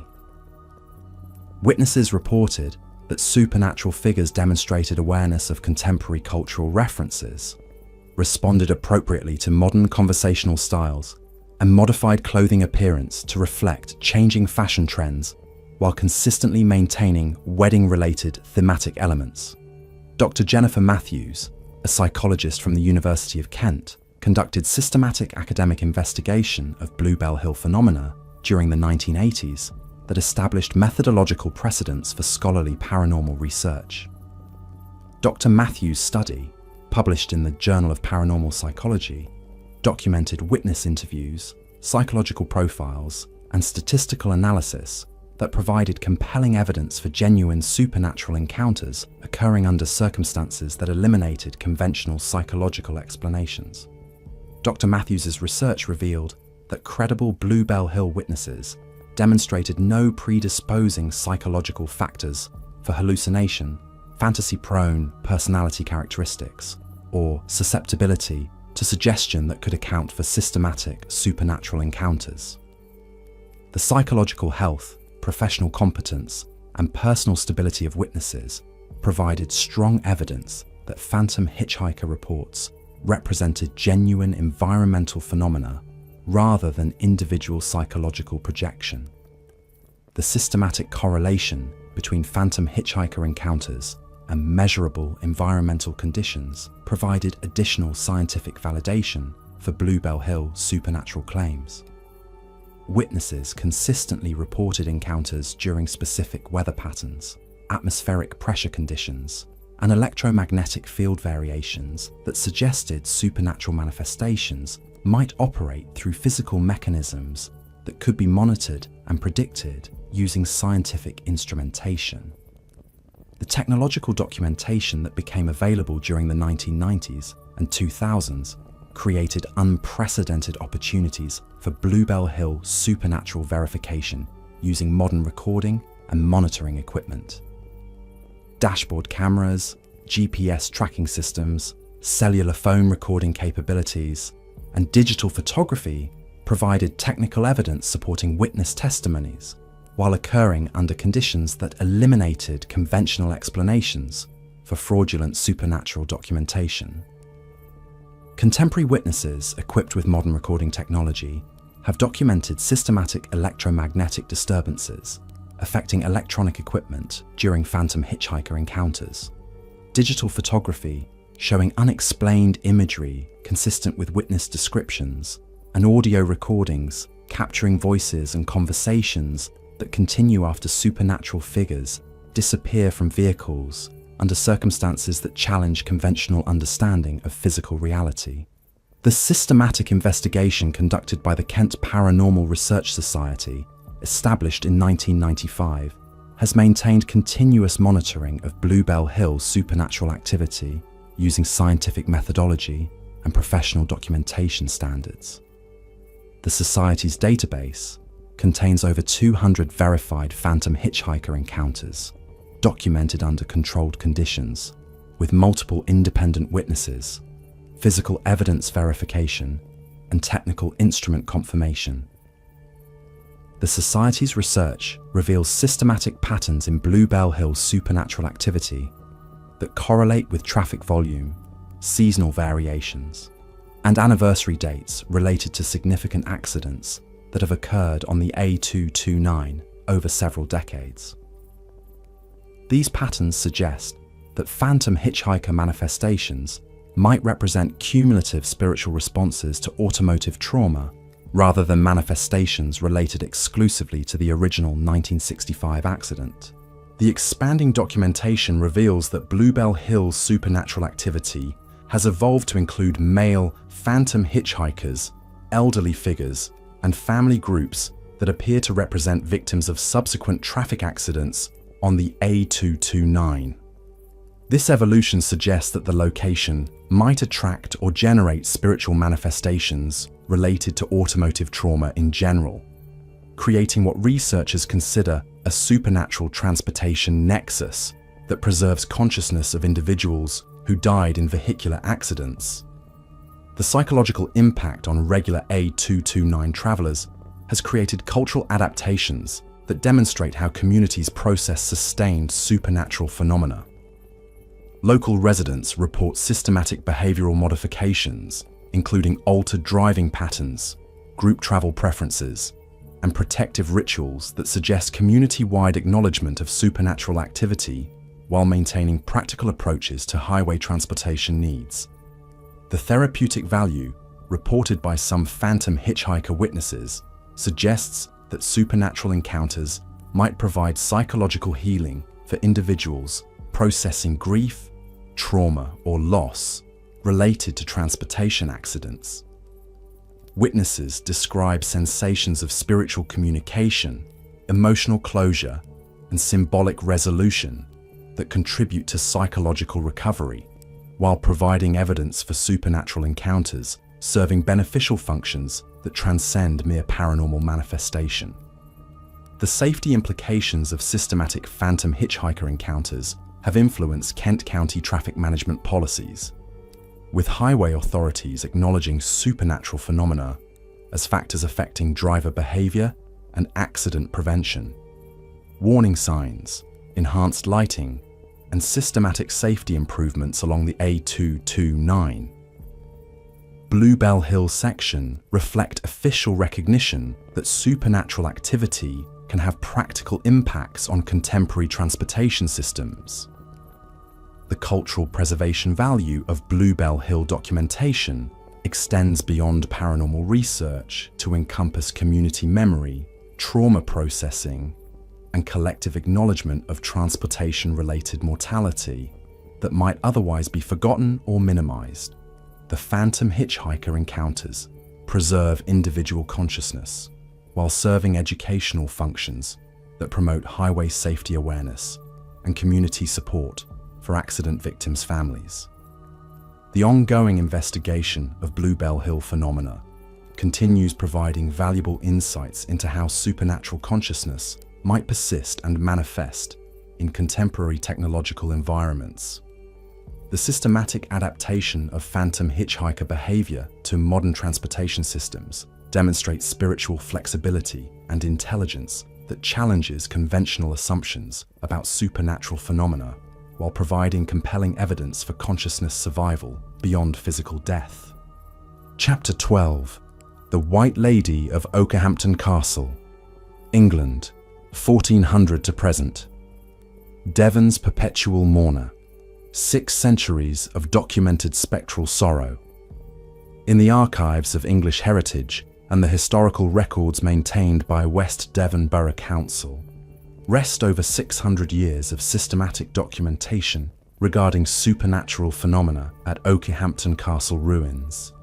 Witness testimonies that consistently describe a white-robed female figure whose appearances demonstrate systematic patterns suggesting organized spiritual activity rather than random paranormal manifestation, while preserving cultural memory of medieval tragedy that continues resonating across centuries of historical change.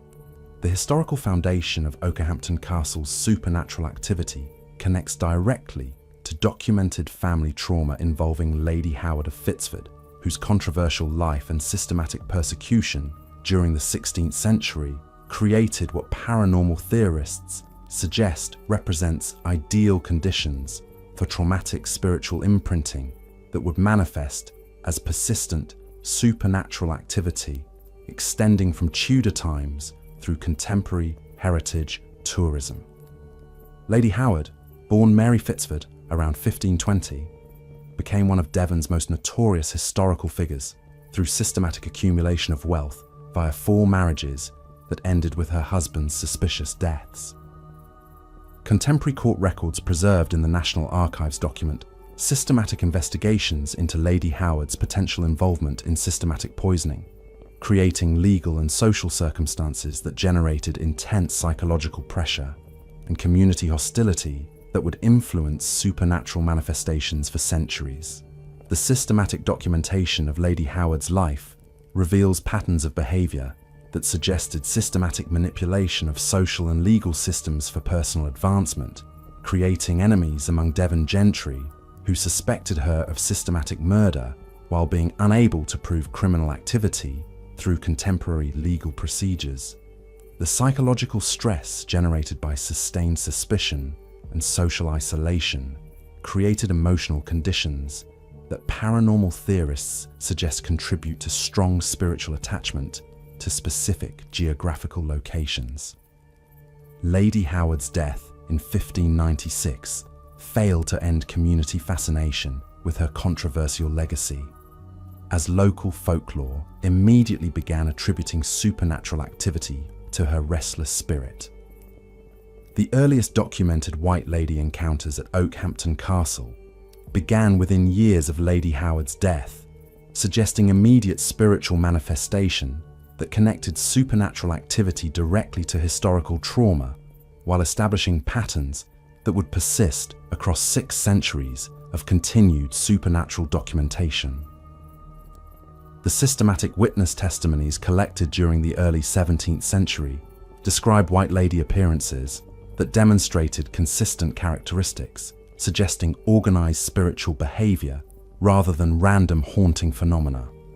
Local residents reported systematic timing patterns corresponding to phases of the moon, seasonal agricultural cycles, and anniversary dates related to Lady Howard's life events, creating predictable, supernatural manifestations that enabled community preparation for and adaptation to persistent spiritual activity. Parish records maintained by successive generations of Okehampton clergy document systematic White Lady encounters that challenge religious authorities to develop theological frameworks for accommodating supernatural phenomena that appeared to operate within divine permission while maintaining characteristics that suggested unresolved spiritual business requiring community intervention or spiritual resolution through religious ritual and prayer. The Reverend Thomas Westcote, serving as Okehampton parish priest from 1620 to 1645, maintained detailed journals that document systematic attempts to communicate with the White Lady through religious ritual and direct spiritual dialogue. Westcote's journals, preserved in the Devon County Archives, describe supernatural responses to religious intervention that demonstrated apparent intelligence, emotional distress, and systematic requests for spiritual assistance that suggested conscious spiritual entity rather than mere residual haunting phenomena. The post-Civil War period transformed Okehampton Castle from active military installation into romantic ruin, creating opportunities for systematic supernatural documentation by antiquarian visitors, local historians, and early tourist travelers who provided independent witness testimonies that maintained consistency with historical encounters while adding new dimensions to White Lady manifestation patterns that suggested spiritual adaptation to changing social contexts and cultural expectations. During the 18th century, the emerging Gothic revival movement brought systematic academic interest to castle ruins and their associated supernatural traditions, creating scholarly frameworks for serious investigation of historical hauntings that distinguished credible supernatural encounters from local folklore, while maintaining methodological standards that enabled systematic documentation and analysis of paranormal phenomena within academic institutional contexts. Dr. Samuel Johnson, during his systematic tour of English castle ruins in 1776, visited Okehampton Castle specifically to investigate White Lady reports that had attracted national attention through published accounts in London literary magazines. Johnson's correspondence, preserved in the British Library, documents personal supernatural encounter that challenged his systematic skepticism toward paranormal claims, while providing detailed testimony from England's most respected literary and intellectual authority. Johnson's systematic investigation methodology included controlled observation periods, verification of historical claims through archival research, and systematic interviews with multiple independent witnesses whose testimonies revealed consistency that transcended individual psychology or cultural conditioning, while suggesting genuine environmental phenomena that operated according to systematic patterns that could be documented and analyzed using rational investigative procedures.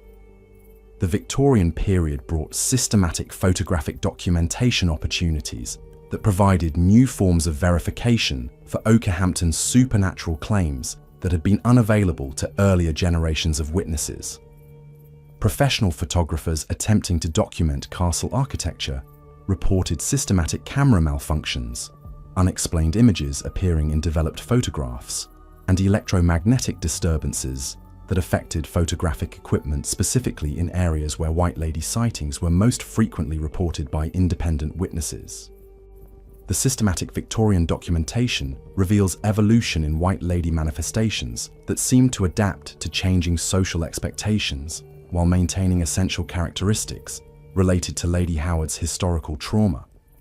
Witnesses reported supernatural behavior that reflected contemporary cultural understanding of feminine distress, mourning rituals, and social rehabilitation, suggesting spiritual consciousness that modified behavioral patterns to communicate effectively with observers from different historical periods while maintaining consistent thematic elements.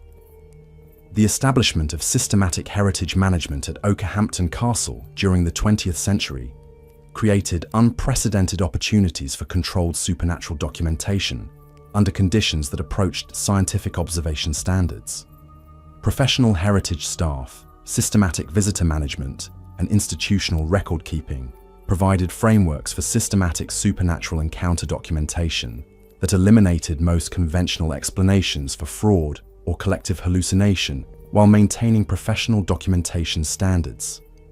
Contemporary paranormal investigation teams equipped with modern recording and measurement equipment have conducted systematic studies of Okehampton phenomena that provide technical documentation supporting historical witness testimonies.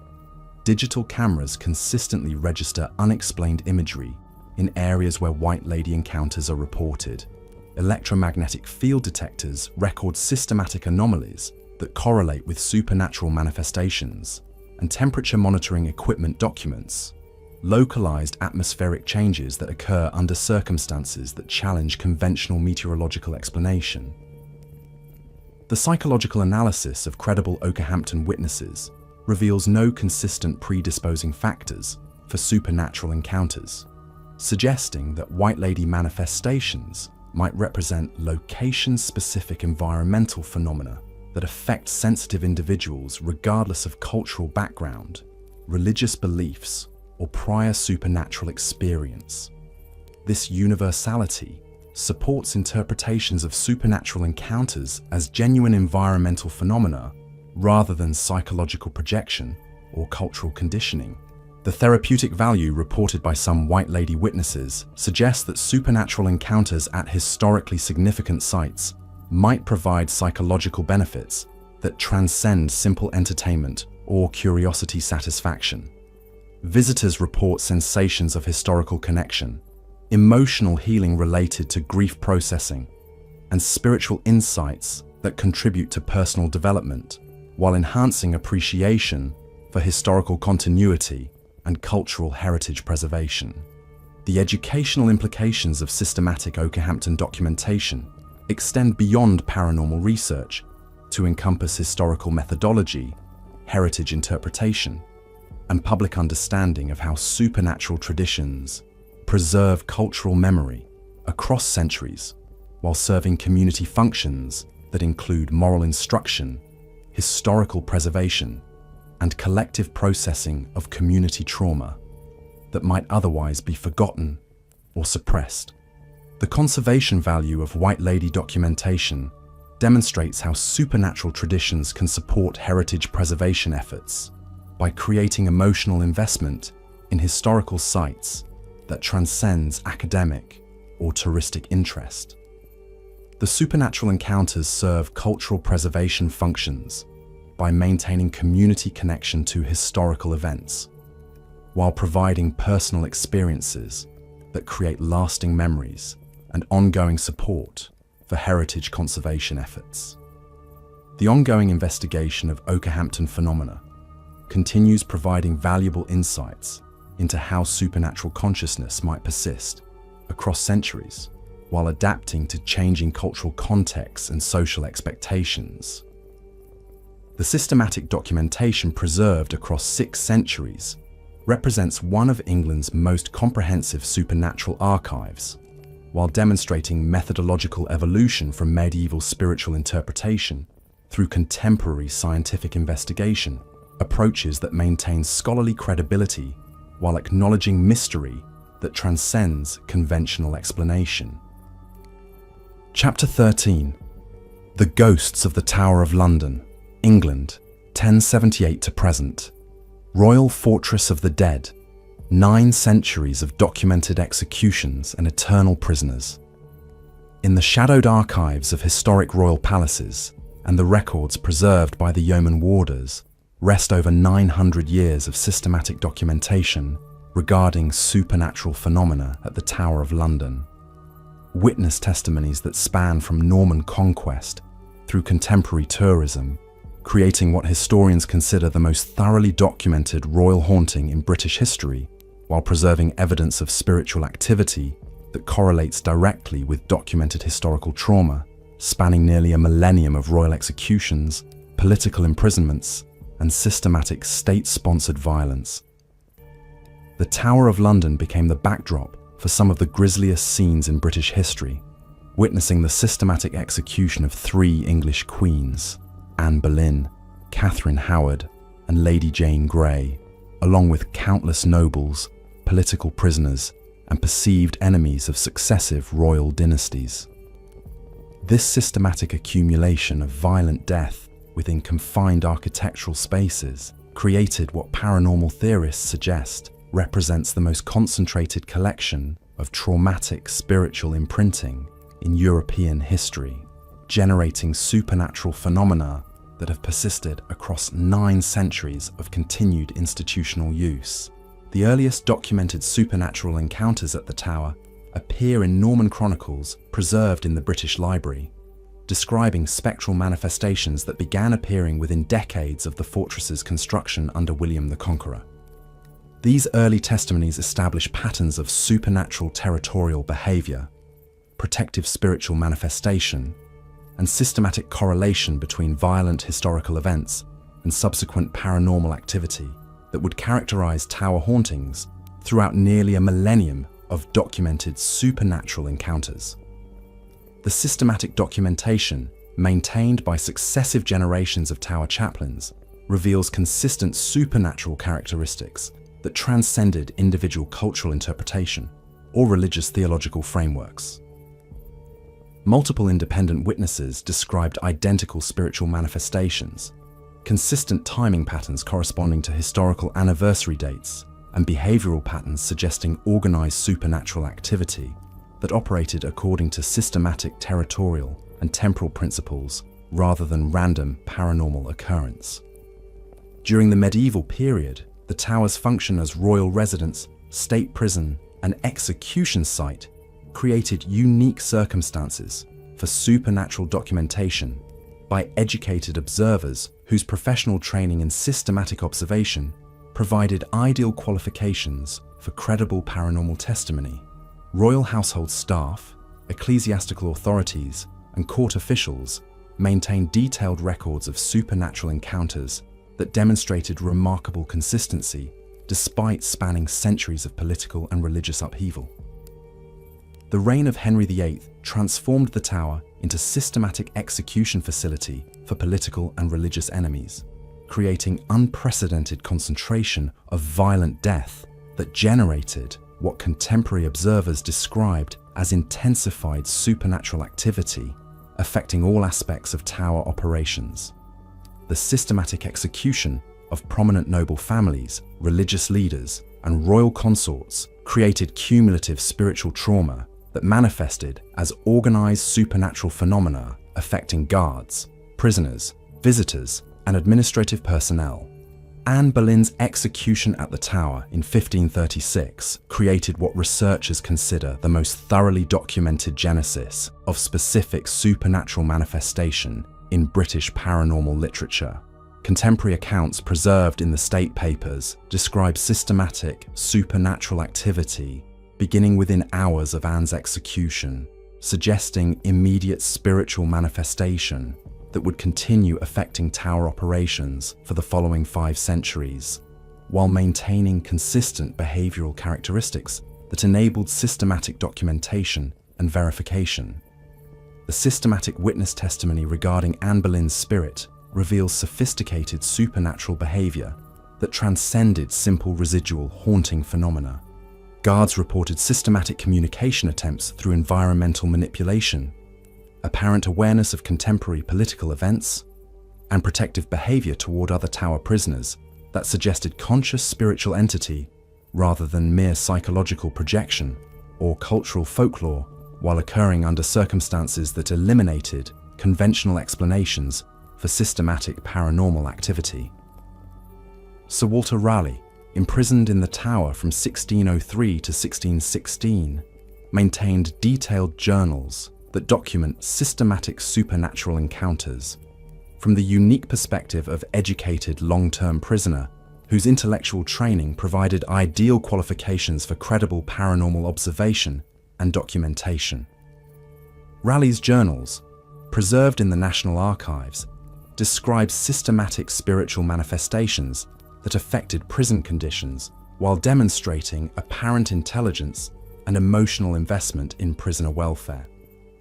Raleigh's documentation reveals systematic supernatural assistance during his imprisonment, including environmental modifications that improved living conditions, apparent spiritual communication, providing emotional support during periods of despair, and systematic interference with guard activities that seemed designed to protect prisoners from excessive persecution while maintaining supernatural territorial authority within specific Tower architectural spaces.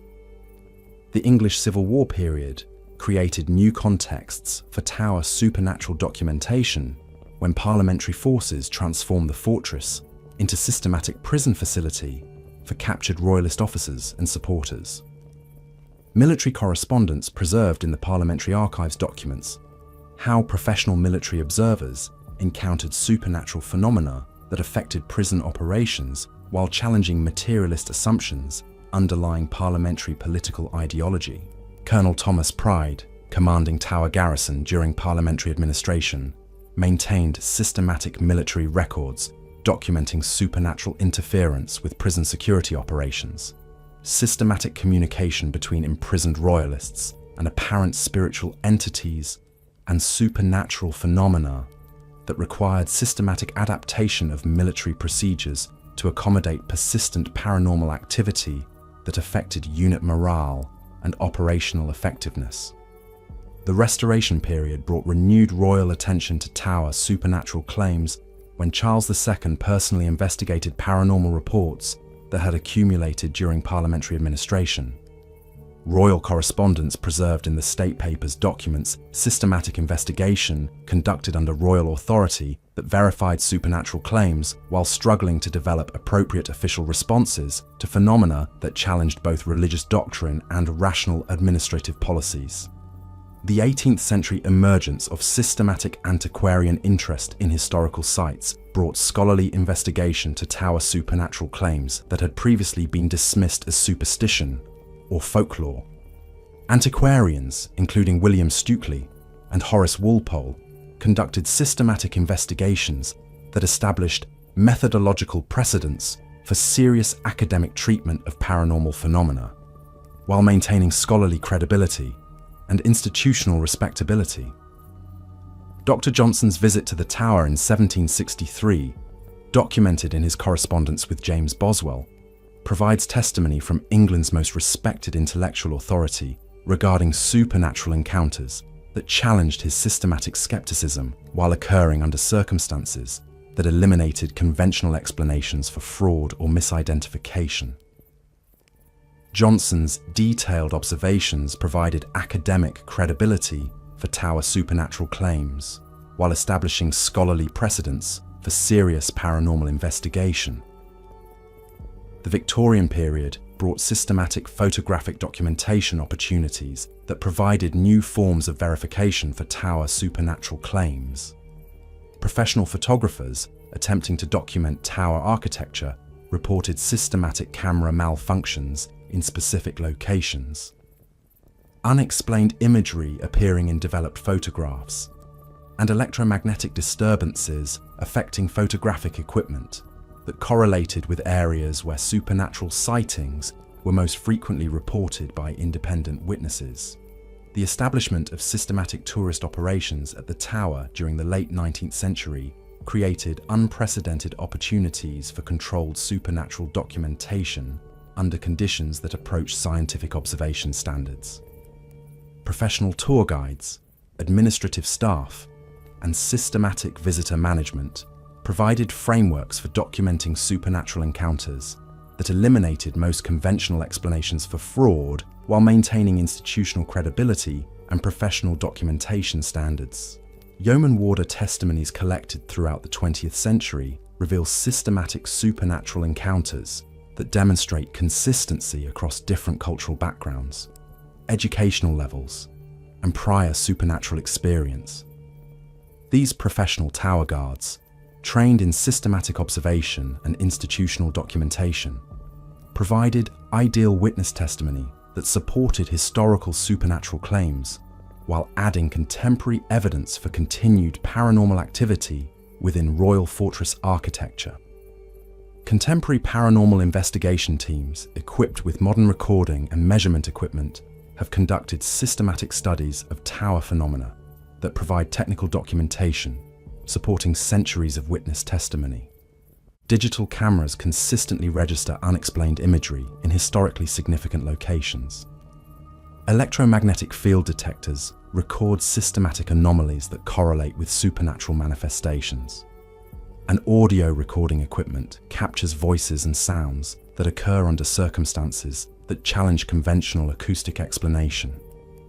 The systematic correlation between Tower supernatural activity and documented historical events provides compelling evidence for spiritual consciousness that retains emotional investment in political and social justice, issues that transcend individual survival concerns. Supernatural manifestations intensify during periods of political crisis, demonstrate protective behavior toward individuals facing unjust persecution, and maintain systematic territorial authority that suggests organized spiritual governance within Tower architectural boundaries.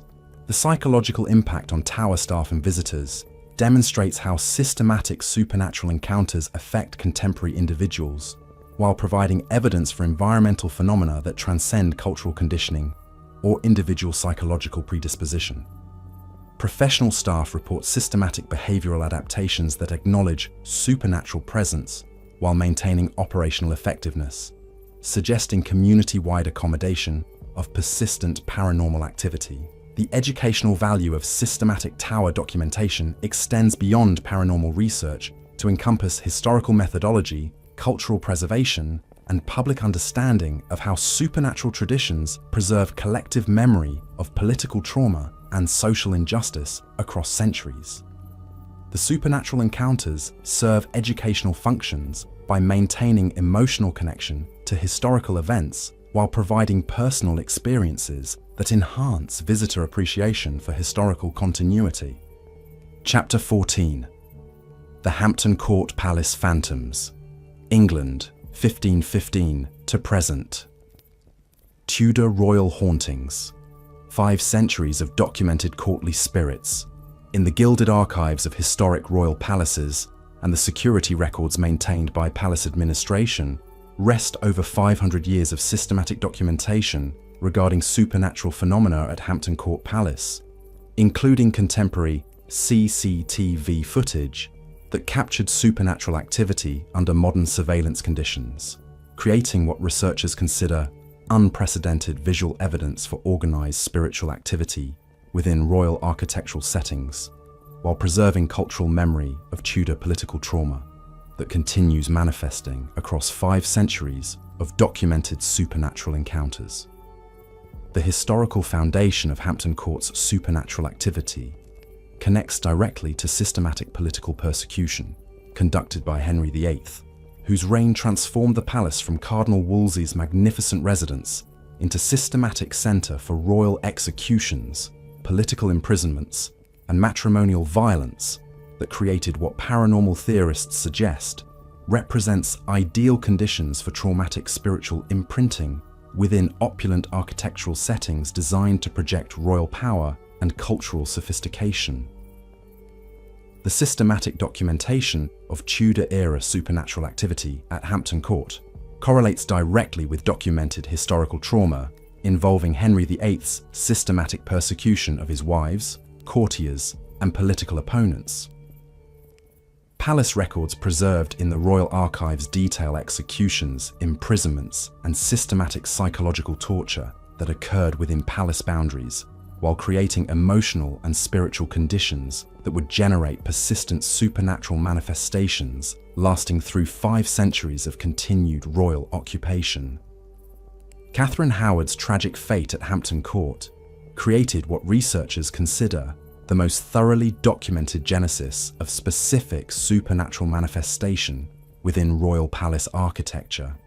Contemporary court records preserved in the state papers describe systematic supernatural activity beginning immediately following Catherine's arrest for adultery in 1541, suggesting immediate spiritual manifestation that would continue affecting palace operations while maintaining consistent behavioral characteristics related to desperate attempts at royal communication and spiritual plea for justice. The systematic witness testimony collected by palace staff during the Tudor period reveals sophisticated supernatural behavior that demonstrated apparent awareness of court politics, systematic attempts at communication with royal authorities, and protective behavior toward other courtiers facing royal persecution. These encounters transcended simple residual haunting phenomena, while suggesting conscious spiritual entities that retained political awareness and emotional investment in contemporary royal affairs. The most famous Hampton Court supernatural encounter involves Catherine Howard's desperate flight through the palace's long gallery while attempting to reach Henry VIII's chapel and plead for mercy before her execution. Contemporary accounts describe systematic supernatural reenactment of this tragic event, with palace staff reporting regular appearances of a female figure in Tudor dress running through the gallery while emitting screams of terror and desperation that echo the original historical trauma. The Long Gallery phantom manifestations have been documented continuously for nearly 5 centuries, with witness testimonies maintaining remarkable consistency despite cultural changes, architectural modifications, and shifts in palace administration. Guards, visitors, administrative staff, and royal household members have independently reported identical supernatural encounters that suggest organized spiritual activity rather than cultural folklore or psychological projection. During the English Civil War period, Hampton Court served as parliamentary meeting facility and prison for captured royalist supporters, creating new contexts for supernatural documentation that involved professional political observers whose systematic training provided ideal qualifications for credible paranormal testimony. Parliamentary correspondence preserved in the National Archives documents supernatural interference with political meetings and systematic spiritual communication with imprisoned royalists. The Restoration period brought renewed royal attention to Hampton Court's supernatural claims.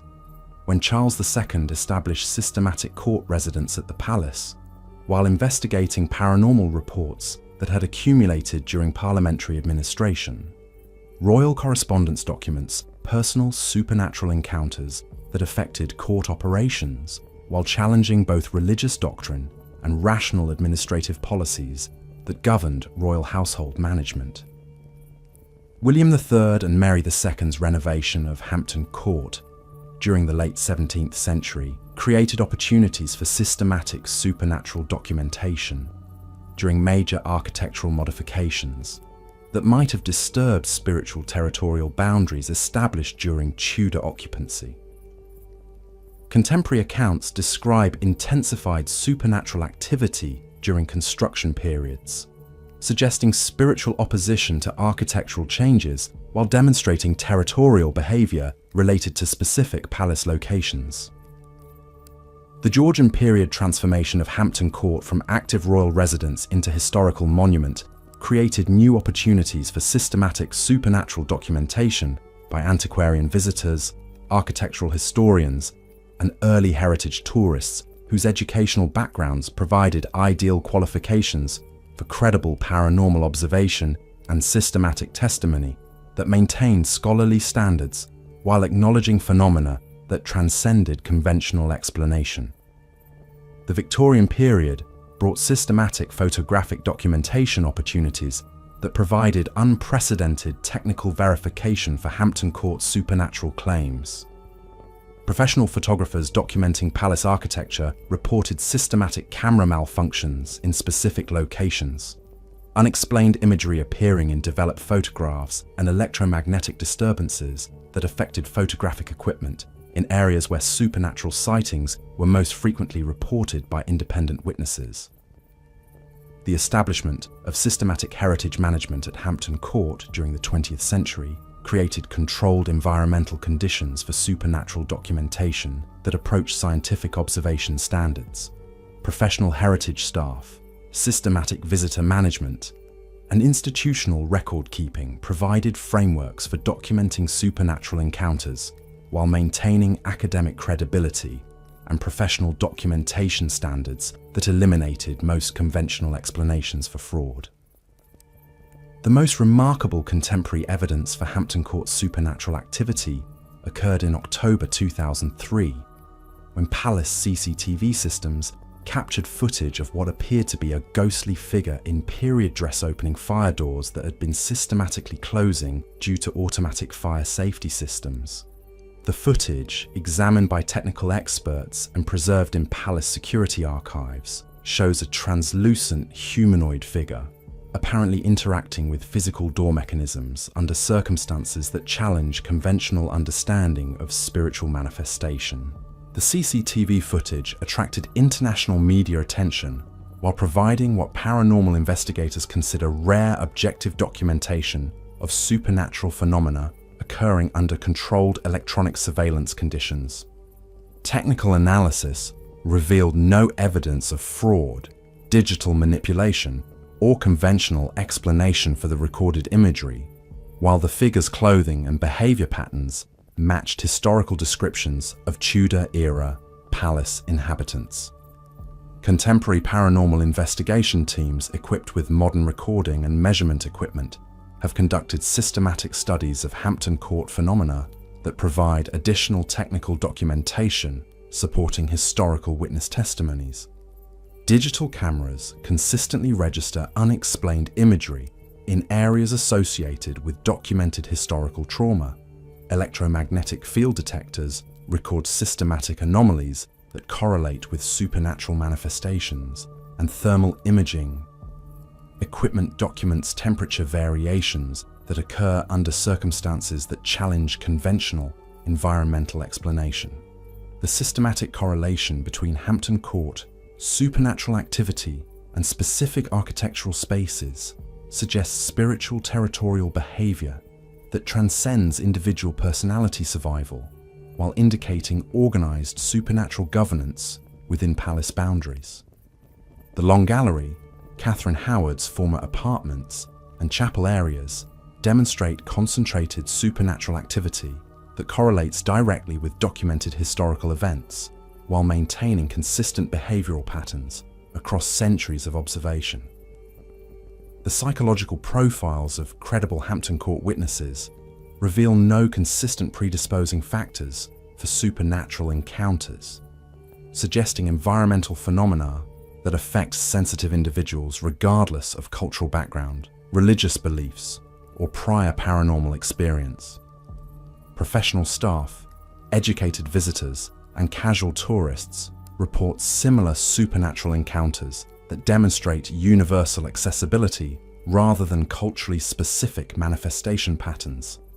The therapeutic value reported by some Hampton Court supernatural witnesses suggests that paranormal encounters at historically significant royal sites might provide psychological benefits related to grief processing, historical connection, and spiritual insight that transcend simple entertainment value. Visitors describe sensations of emotional healing, enhanced historical understanding, and spiritual comfort that contribute to personal development, while supporting continued palace preservation efforts. The educational implications of systematic Hampton Court documentation extend beyond paranormal research to encompass royal history, cultural preservation, and public understanding of how supernatural traditions preserve collective memory of political trauma within institutional settings. The supernatural encounters serve educational functions by maintaining emotional connection to historical events, while providing personal experiences that enhance visitor appreciation for royal heritage and cultural continuity. The conservation value of Hampton Court supernatural documentation demonstrates how paranormal traditions support heritage preservation efforts by creating emotional investment in historical sites that transcends academic interest. The supernatural encounters serve as cultural ambassadors for royal history, while generating ongoing public interest that supports preservation funding and community engagement with cultural heritage initiatives.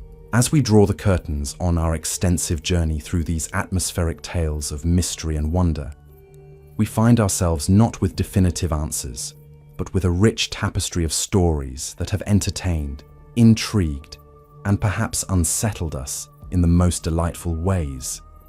These narratives, woven from threads of historical inspiration and creative interpretation, have transported us through centuries of human fascination with the unknown and unknowable. Through the fog-wrapped moors of England, the ancient stones of Welsh castles, and the shadowed corridors of royal palaces, we have explored humanity's enduring love affair with mystery. Each tale we've encountered represents not documented fact, but rather the beautiful art of storytelling that has captivated audiences since our ancestors first gathered around flickering fires to share tales of wonder and fear. The entertainment value of these atmospheric narratives lies not in their historical accuracy, but in their ability to awaken our imagination, provide escapism from daily concerns, and connect us to the timeless human tradition of storytelling that transcends cultural boundaries and historical periods. Whether used for relaxation, creative inspiration, or simply as a delightful way to pass evening hours, these tales serve their purpose as crafted entertainment. Our exploration tonight demonstrates the enduring power of Gothic storytelling to create immersive experiences that engage our emotions while providing safe spaces for exploring themes of mortality, mystery, and the unknown. Through dramatic interpretation and atmospheric presentation, we've created a shared experience that connects listeners to the rich tradition of supernatural storytelling that has flourished in literature, folklore, and popular culture. The community we've built through this shared entertainment experience transcends geographical boundaries, bringing together enthusiasts of mystery and atmospheric storytelling from around the world. Your engagement, your shared experiences in the comments, and your continued support create the foundation for ongoing creative exploration of humanity's most fascinating stories and enduring mysteries. As we conclude tonight's entertainment, remember that these tales exist to provide enjoyment, inspiration, and perhaps a delightful chill as you settle into sleep or seek temporary escape from the ordinary world. They represent the beautiful human capacity for imagination and our collective love for stories that transport us beyond the boundaries of everyday experience. The true magic lies not in any supernatural claims, but in the power of well-crafted storytelling to create memorable experiences, foster community connections, and preserve our cultural fascination with mystery and the unknown. These entertainment narratives serve as modern campfire stories for the digital age, maintaining ancient traditions of shared storytelling while adapting to contemporary contexts and technological platforms. Thank you for joining Mr. Ravenhurst on this atmospheric journey through realms of imagination and mystery. Your presence transforms solitary storytelling into shared community experience, creating the magic that makes storytelling worthwhile. Until our paths cross again in the shadowed territories where imagination meets artfully crafted narrative, may these tales provide the entertainment, relaxation, and delightful escape they were designed to offer. The stories end, but the magic of shared storytelling continues. Sweet dreams, fellow travelers in the realm of beautiful darkness and entertaining mystery.